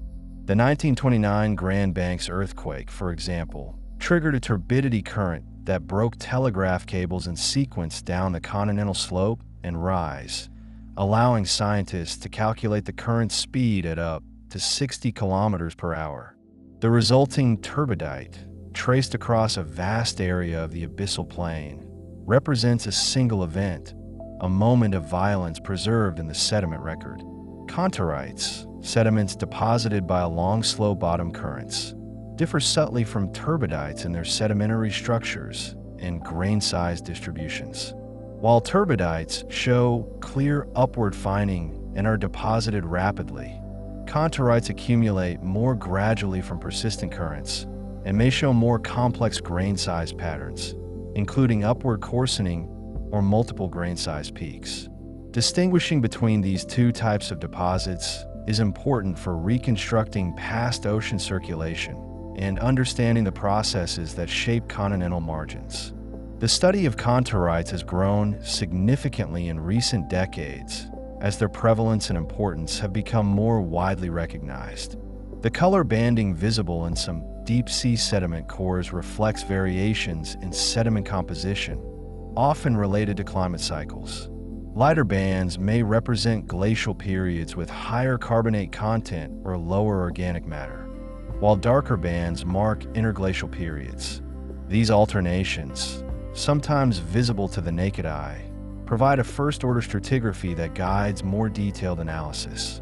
The rhythm of these bands, when calibrated to the astronomical cycles that pace ice ages, reveals the intimate connection between Earth's orbital variations and climate change, a connection first recognized by Milutin Milankovitch and now confirmed in countless sediment cores. Sediment focusing and winnowing by bottom currents create a mosaic of accumulation rates across the seafloor. In areas of strong currents, fine particles are swept away, leaving behind a lagged deposit of coarser material, or even exposing older sediments or bedrock. In nearby areas where currents slow, these fine particles accumulate preferentially, creating thick, rapidly accumulating sequences. This spatial variability means that a single core may not be representative of a region, and understanding the full picture requires multiple cores and an appreciation of the current regime. The interplay of deposition and erosion, guided by the invisible hand of deep currents, sculpts the sediment blanket in complex ways. The magnetic properties of sediments, determined by the iron-bearing minerals they contain, preserve a record of Earth's magnetic field. As sediment particles settle through the water column, magnetic grains align with the ambient field, and this alignment is locked in as the sediment consolidates. By measuring the direction and intensity of magnetization in cores, scientists can reconstruct the behavior of Earth's magnetic field over time, including reversals when the north and south magnetic poles switch places. These reversals, occurring at irregular intervals averaging a few 100,000 years, are recorded globally and provide crucial tie points for correlating sediment sequences from different locations. The seafloor sediments hold within them not only the history of the ocean, but also the history of the atmosphere above. Each layer captures a snapshot of the air that once touched the sea surface, dissolved into the water, and eventually became incorporated into the shells and minerals settling below. When scientists measure the chemical composition of ancient sediments, they are in effect breathing the ancient air, sensing the carbon dioxide levels of epochs long past, feeling the temperature of vanished climates. This connection between sediment and sky is one of the most beautiful aspects of marine geology, a reminder that everything on Earth is connected through cycles that span the depths and the heights. The calcium carbonate compensation depth, which we touched upon earlier, is not a single fixed boundary, but rather a zone of transition that shifts with ocean chemistry and circulation. In some regions, this transition occurs gradually over hundreds of meters, while in others it can be quite sharp. The depth at which carbonate begins to dissolve depends on the pressure, temperature, and carbon dioxide content of the water. As you descend through this zone, you would notice the sediment changing character, the white chalky material becoming less abundant, the clay and silica becoming more dominant. This transition zone is a place of chemical balance, where the rate of supply meets the rate of dissolution, where the ocean finds its equilibrium. Within this transition zone, partially dissolved shells tell their own quiet story. Some foraminiferous shells show etching and pitting on their surfaces, evidence of the corrosive water beginning its work. Others are intact, but thinner, their walls weakened by the loss of calcium carbonate. Still others have vanished entirely, leaving only the more resistant species behind. This selective preservation means that the fossil record in deep sediments is biased toward the hardiest organisms, those with the thickest shells or the most dissolution-resistant chemistry. Understanding this bias is essential for interpreting the ancient ocean, for recognizing what has been lost as well as what remains. The sediments also record changes in ocean circulation through subtle shifts in grain size and sorting. When deep currents strengthen, they can winnow away the finest particles, leaving behind a lagged deposit of coarser material. When currents weaken, the fine particles settle once more, creating a layer of soft, uniform clay. These changes in texture, visible in sediment cores, allow scientists to reconstruct the strength and direction of ancient currents, to map the flow of water through ocean basins millions of years ago. The sediment becomes a kind of current meter, faithfully recording the ebb and flow of the deep ocean over geological time. Some of the most informative sediments are those deposited during times of rapid environmental change. The transitions between glacial and interglacial periods, for example, are often marked by distinct changes in sediment composition, color, and fossil content. These transition zones, sometimes only a few centimeters thick, represent thousands of years of Earth history compressed into a narrow band. Within these bands, scientists can see the ocean's response to melting ice sheets, rising sea levels, and shifting atmospheric circulation. The sediment records not just the change itself, but also the speed of the change, offering insights into how quickly the Earth system can shift from one state to another. The presence of ice-rafted debris and sediments far from modern ice sheets tells us that the polar regions once extended much farther toward the equator. During the Great Ice Ages, icebergs calved from massive ice sheets and drifted across the ocean, carrying rocks and soil frozen within them. When these icebergs melted, the debris dropped to the seafloor, creating layers of coarse, unsorted material in places where only fine clay would normally accumulate. These layers, known as Heinrich layers after the scientist who first described them, mark episodes of massive iceberg discharge, moments when the ice sheets became unstable and released armadas of bergs into the North Atlantic. The presence of these layers and sediment cores from tropical latitudes reveals how far-reaching the effects of polar climate change can be. Volcanic ash layers, or tephra, provide some of the most precise time markers in marine sediments. When a volcano erupts explosively, it can send ash high into the atmosphere, where winds carry it across vast distances before it settles onto the ocean surface and sinks. Because volcanic eruptions are geologically instantaneous events, an ash layer represents a single moment in time, a synchronous marker that can be traced across multiple sediment cores. By identifying the chemical fingerprint of the ash and matching it to a known eruption, scientists can correlate sediment cores from different parts of the ocean, building a coherent timeline of events. These ash layers are like time stamps in the geological record, anchoring the slower processes of sedimentation to specific dates. The color of volcanic ash and sediment cores can range from white to gray to black, depending on the composition of the magma and the minerals it contains.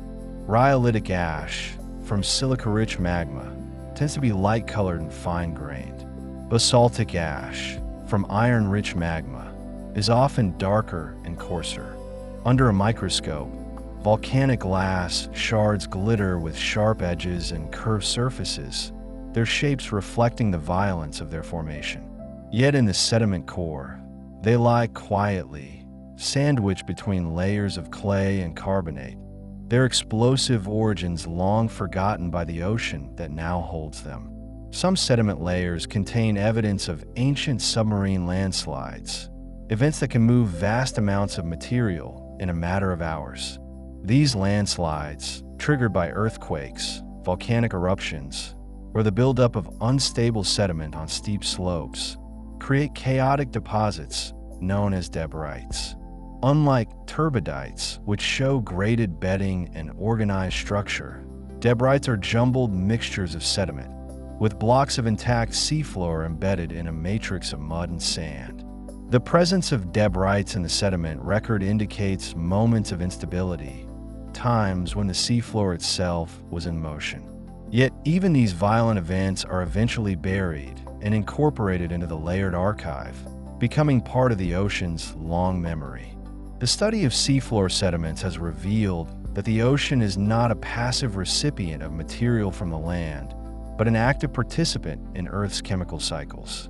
The sediments act as a sink for carbon, locking away organic matter and carbonate minerals for millions of years. They also release nutrients back into the water through the decomposition of organic matter and the dissolution of minerals.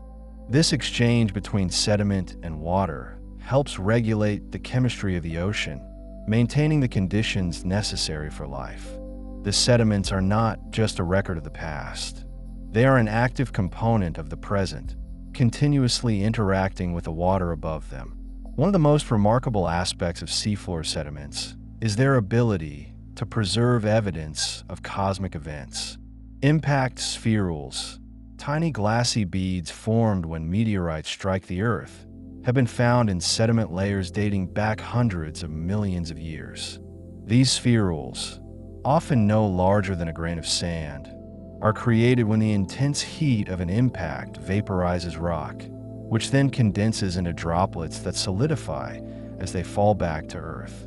The presence of these spherules in marine sediments indicates that the impact occurred in or near the ocean, or that the ejecta was distributed widely enough to reach the seafloor. Each spherule is a tiny witness to a moment of cosmic violence, now resting quietly in the deep sea archive. The Cretaceous-Paleogene boundary, marking the extinction of the dinosaurs 66 million years ago, is preserved in seafloor sediments as a thin clay layer enriched in iridium, an element rare on Earth, but common in asteroids. This iridium anomaly, found in sediment cores from around the world, provides compelling evidence that a massive asteroid impact contributed to the mass extinction.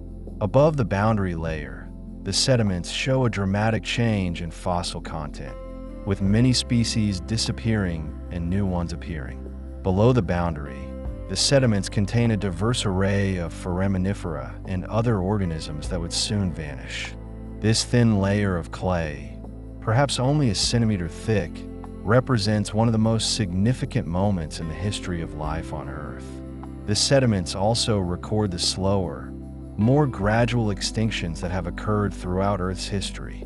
The end-Permian extinction, the most severe mass extinction known, is visible in marine sediments as a transition from carbonate-rich layers to clay-rich layers, reflecting the collapse of carbonate-producing ecosystems. The recovery after this extinction took millions of years, and the sediments show a slow return to more diverse fossil assemblages. These extinction boundaries remind us that life on Earth is resilient but not invulnerable, that the system supporting life can be disrupted, and that recovery, when it comes, unfolds over timescales far longer than human experience. Between the major extinction events, the sediments record the steady evolution of life, the appearance of new species, and the disappearance of old ones. The fossil record in marine sediments is particularly rich because the ocean has been continuously inhabited for billions of years, providing an unbroken archive of life's history. The evolution of planktonic foraminifera, for example, can be traced through sediment cores spanning tens of millions of years, revealing patterns of speciation, migration, and extinction. These tiny organisms, drifting in the sunlit surface waters, left behind a record of their existence in the sediments below, a record that scientists can now read like a book. The sediments also contain evidence of ancient ocean anoxia, periods when the deep ocean became depleted in oxygen. These anoxic events, often associated with warming climates and increased nutrient input, are recorded in sediments as black shales rich in organic matter. The lack of oxygen prevented the usual decomposition processes, allowing organic matter to accumulate in unusually high concentrations. These black shale layers, found in sediment cores from various geological periods, indicate times when the ocean circulation slowed or when productivity increased to the point that oxygen could not keep pace with decomposition. Understanding these ancient anoxic events helps scientists predict how modern oceans might respond to warming and nutrient pollution. Some sediment layers contain evidence of methane release events, times when large amounts of methane escape from the seafloor into the water and atmosphere. These events, possibly triggered by warming or changes in sea level, are recorded as negative carbon isotope excursions, indicating the input of methane-derived carbon into the ocean. The Paleocene thermal maximum, a period of rapid warming about 56 million years ago, is associated with such a methane release. The sediments from this time show evidence of ocean acidification, warming, and changes in deep sea circulation. Studying these ancient events provides insights into the potential consequences of modern methane release from thawing permafrost and destabilizing hydrates. The sediments of the Arctic Ocean hold a unique record of polar climate change. Because the Arctic is largely enclosed by land, its sediments are influenced by rivers, ice sheets, and sea ice in ways that differ from other ocean basins.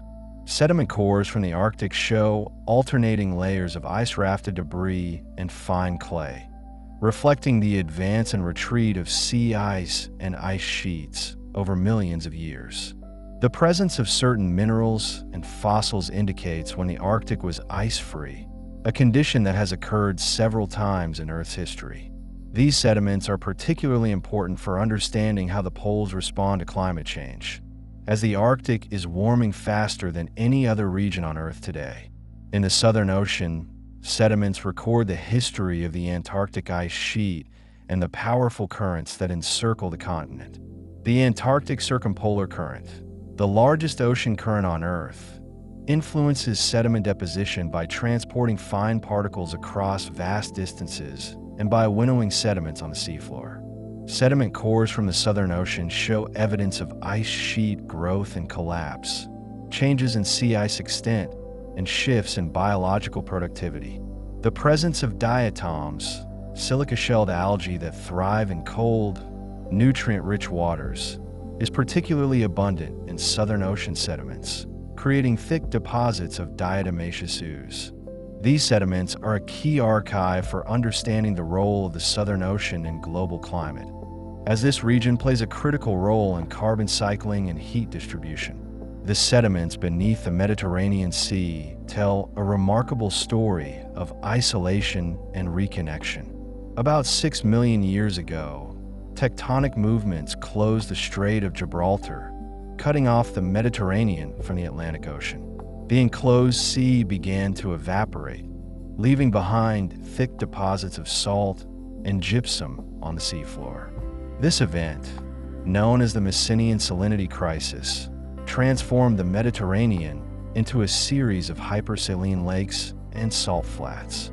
Sediment cores from the Mediterranean contain these evaporite layers, evidence of a time when the sea nearly vanished.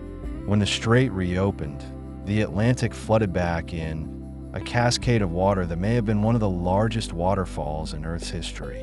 The sediments record this dramatic refilling as a sudden return to normal marine conditions. The Black Sea, another semi-enclosed basin, has sediments that record its transformation from a freshwater lake to a brackish sea. At the end of the last ice age, Rising sea levels caused the Mediterranean to breach the Bosporus Strait, flooding into the Black Sea basin. This event, which may have inspired ancient flood myths, is recorded in the sediments as a transition from freshwater to marine fossils and a change in sediment chemistry. The Black Sea today is stratified, with oxygenated surface waters and anoxic deep waters, a condition that preserves organic matter exceptionally well. Sediment cores from the Black Sea contain beautifully laminated layers, each couplet representing a single year, providing an annual record of environmental change over thousands of years. Sediments in the Gulf of Mexico contain evidence of the massive floods that occurred when glacial lakes drained at the end of the Ice Age. Lake Agassiz, a vast body of water held behind retreating ice sheets, periodically released enormous volumes of fresh water into the ocean, creating layers of low salinity water that disrupted ocean circulation. These meltwater pulses are recorded in Gulf of Mexico sediments as layers with distinct isotopic signatures and changes in fossil assemblages. The sudden input of fresh water may have temporarily weakened the Atlantic meridional overturning circulation, causing abrupt climate changes in regions far from the source. The sediments preserve the signature of these events, allowing scientists to reconstruct the timing and magnitude of the floods. The sediments of the Caribbean Sea contain a record of hurricane activity stretching back thousands of years. Intense storms can transport coarse sand and shell fragments from shallow reefs into deeper basins, creating distinctive layers that stand out from the normal fine-grained sediments. By identifying and dating these storm layers and sediment cores, scientists can reconstruct the frequency and intensity of past hurricanes, revealing patterns that span centuries and millennia. This long-term perspective shows that hurricane activity varies naturally over time, influenced by ocean temperatures, atmospheric circulation, and other climate factors. The sediments provide a baseline for understanding whether modern hurricane patterns are unusual in a historical context. Coral reefs, though not sediment layers themselves, contribute significantly to the sedimentary record. When corals die, their calcium carbonate skeletons break down into sand and mud, which accumulate in lagoons and on the seafloor surrounding reefs. These reef-derived sediments are rich in carbonate and often contain fragments of coral, shells, and coralline algae. Sediment cores from reef environments can reveal the history of reef growth and decline, showing how reefs have responded to past changes in sea level, temperature, and ocean chemistry.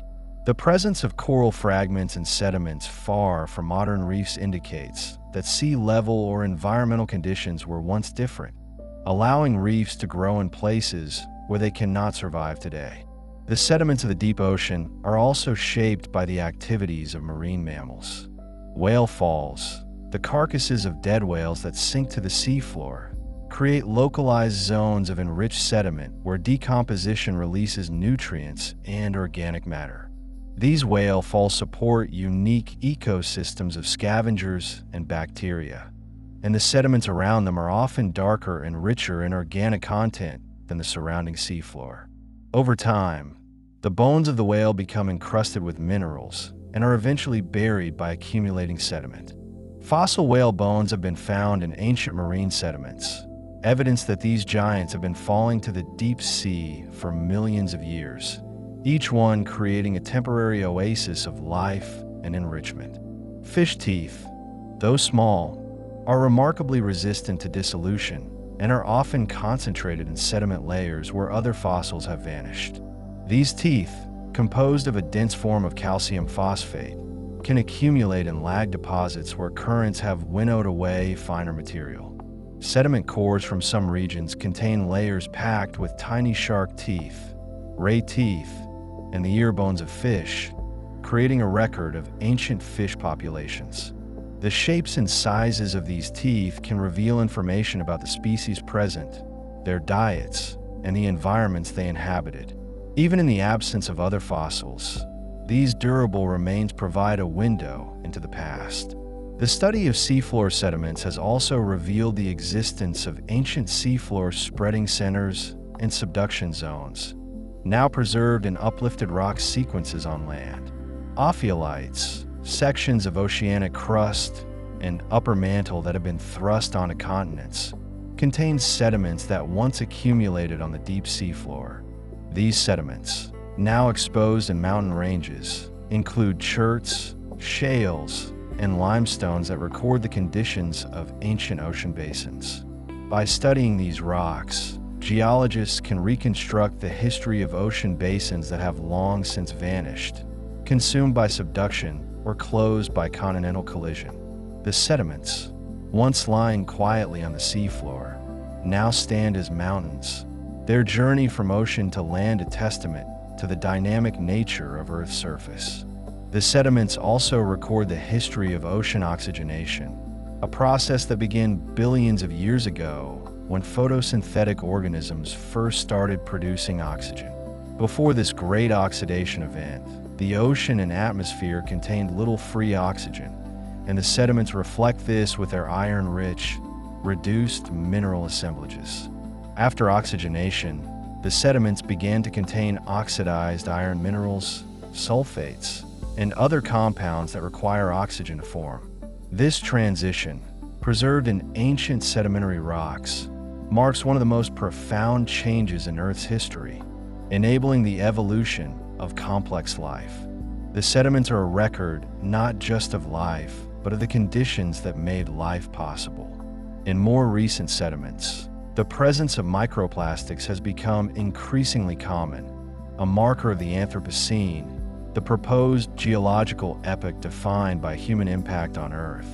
These tiny particles of plastic, derived from the breakdown of larger items, are now found in sediment cores from even the most remote parts of the ocean. They settle alongside natural particles, becoming incorporated into the sediment layers that future geologists might one day study. The presence of microplastics in sediments is a sobering reminder of humanity's reach, a signal that our activities are leaving a permanent mark on the geological record. Yet even as we consider the human impact on sediments, it is important to remember the vastness of geological time and the resilience of Earth systems. The sediments have recorded countless changes over billions of years, from the rise of oxygen to the extinction of the dinosaurs, from the opening and closing of ocean basins to the advance and retreat of ice sheets. Each change, no matter how dramatic, has been incorporated into the layered archive, becoming part of the ongoing story. The sediments remind us that Earth is constantly changing, that the present is just one moment in a vast continuum, and that the processes shaping the planet today have ancient roots.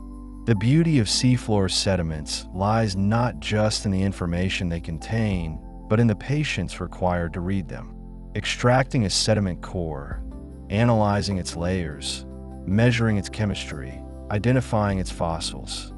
All of this takes time, care, and attention to detail. Scientists spend years studying single cores, teasing out subtle signals, comparing data from different locations, building models to explain what they see. This slow, meticulous work is the opposite of our fast-paced modern world, a reminder that some knowledge can only be gained through patience and persistence. The sediments reward those who take the time to listen to their quiet stories.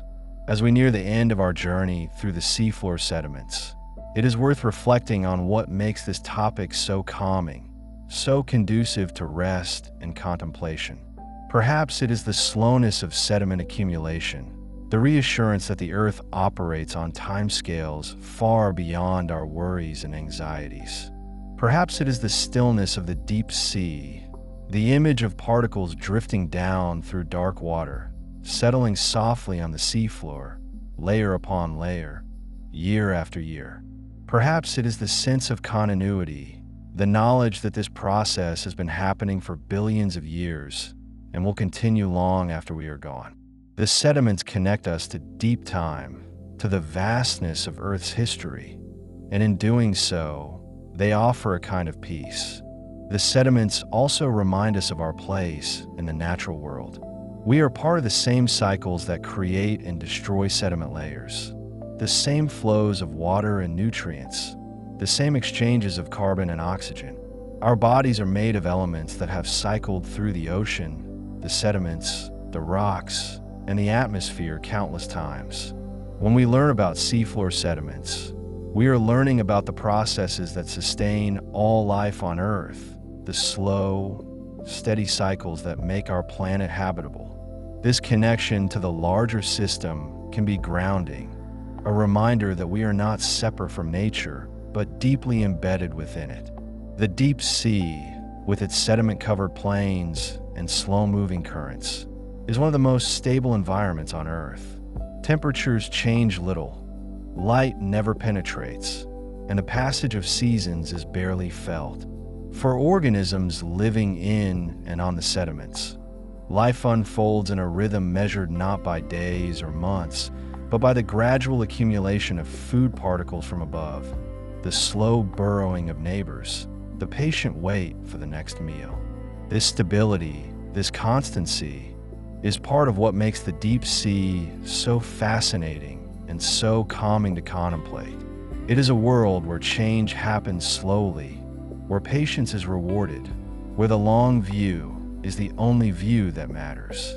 Sediment cores, when split open in the laboratory, reveal their layers in cross-section, each one a different shade, a different texture, a different moment in time. Scientists photograph these cores, measure them, describe them in detail, preserving a visual and written record of what they contain. These photographs and descriptions become part of the scientific literature, available for other researchers to study and compare. In this way, the knowledge gained from sediment cores is shared and built upon, each study adding to the collective understanding of Earth's history. The sediments, though silent, speak through the scientists who study them, their stories reaching far beyond the ocean floor. The tools used to study sediments have become increasingly sophisticated over the decades. High-resolution imaging techniques can reveal structures invisible to the naked eye. Geochemical analyses can detect trace elements present in parts per billion. Genetic sequencing can identify microorganisms living deep within the sediments, revealing a hidden biosphere. Despite these advances, the fundamental approach remains the same. Collect a core, examine it carefully, ask questions, seek answers. The technology may change, but the curiosity and patience required to understand sediments remain constant. Some of the most exciting discoveries in marine science have come from unexpected findings in sediment cores.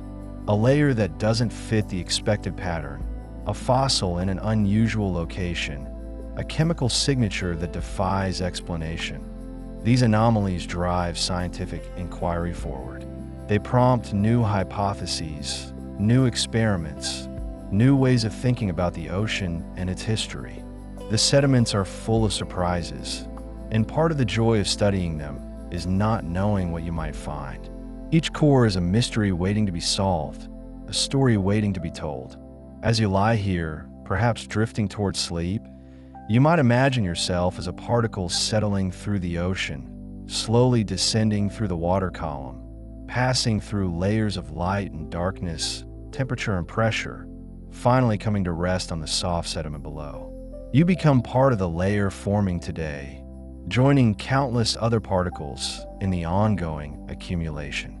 Around you, other particles settle, some from distant lands, some from the surface above, some from the cosmos beyond. Together, you form a new page in Earth's history, a page that will one day be read by future scientists seeking to understand our time.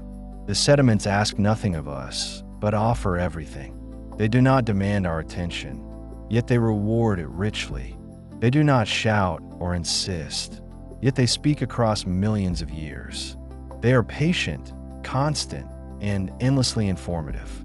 In a world that often feels chaotic and overwhelming, the sediments offer a different perspective, one rooted in deep time, in slow processes in the steady accumulation of knowledge grain by grain.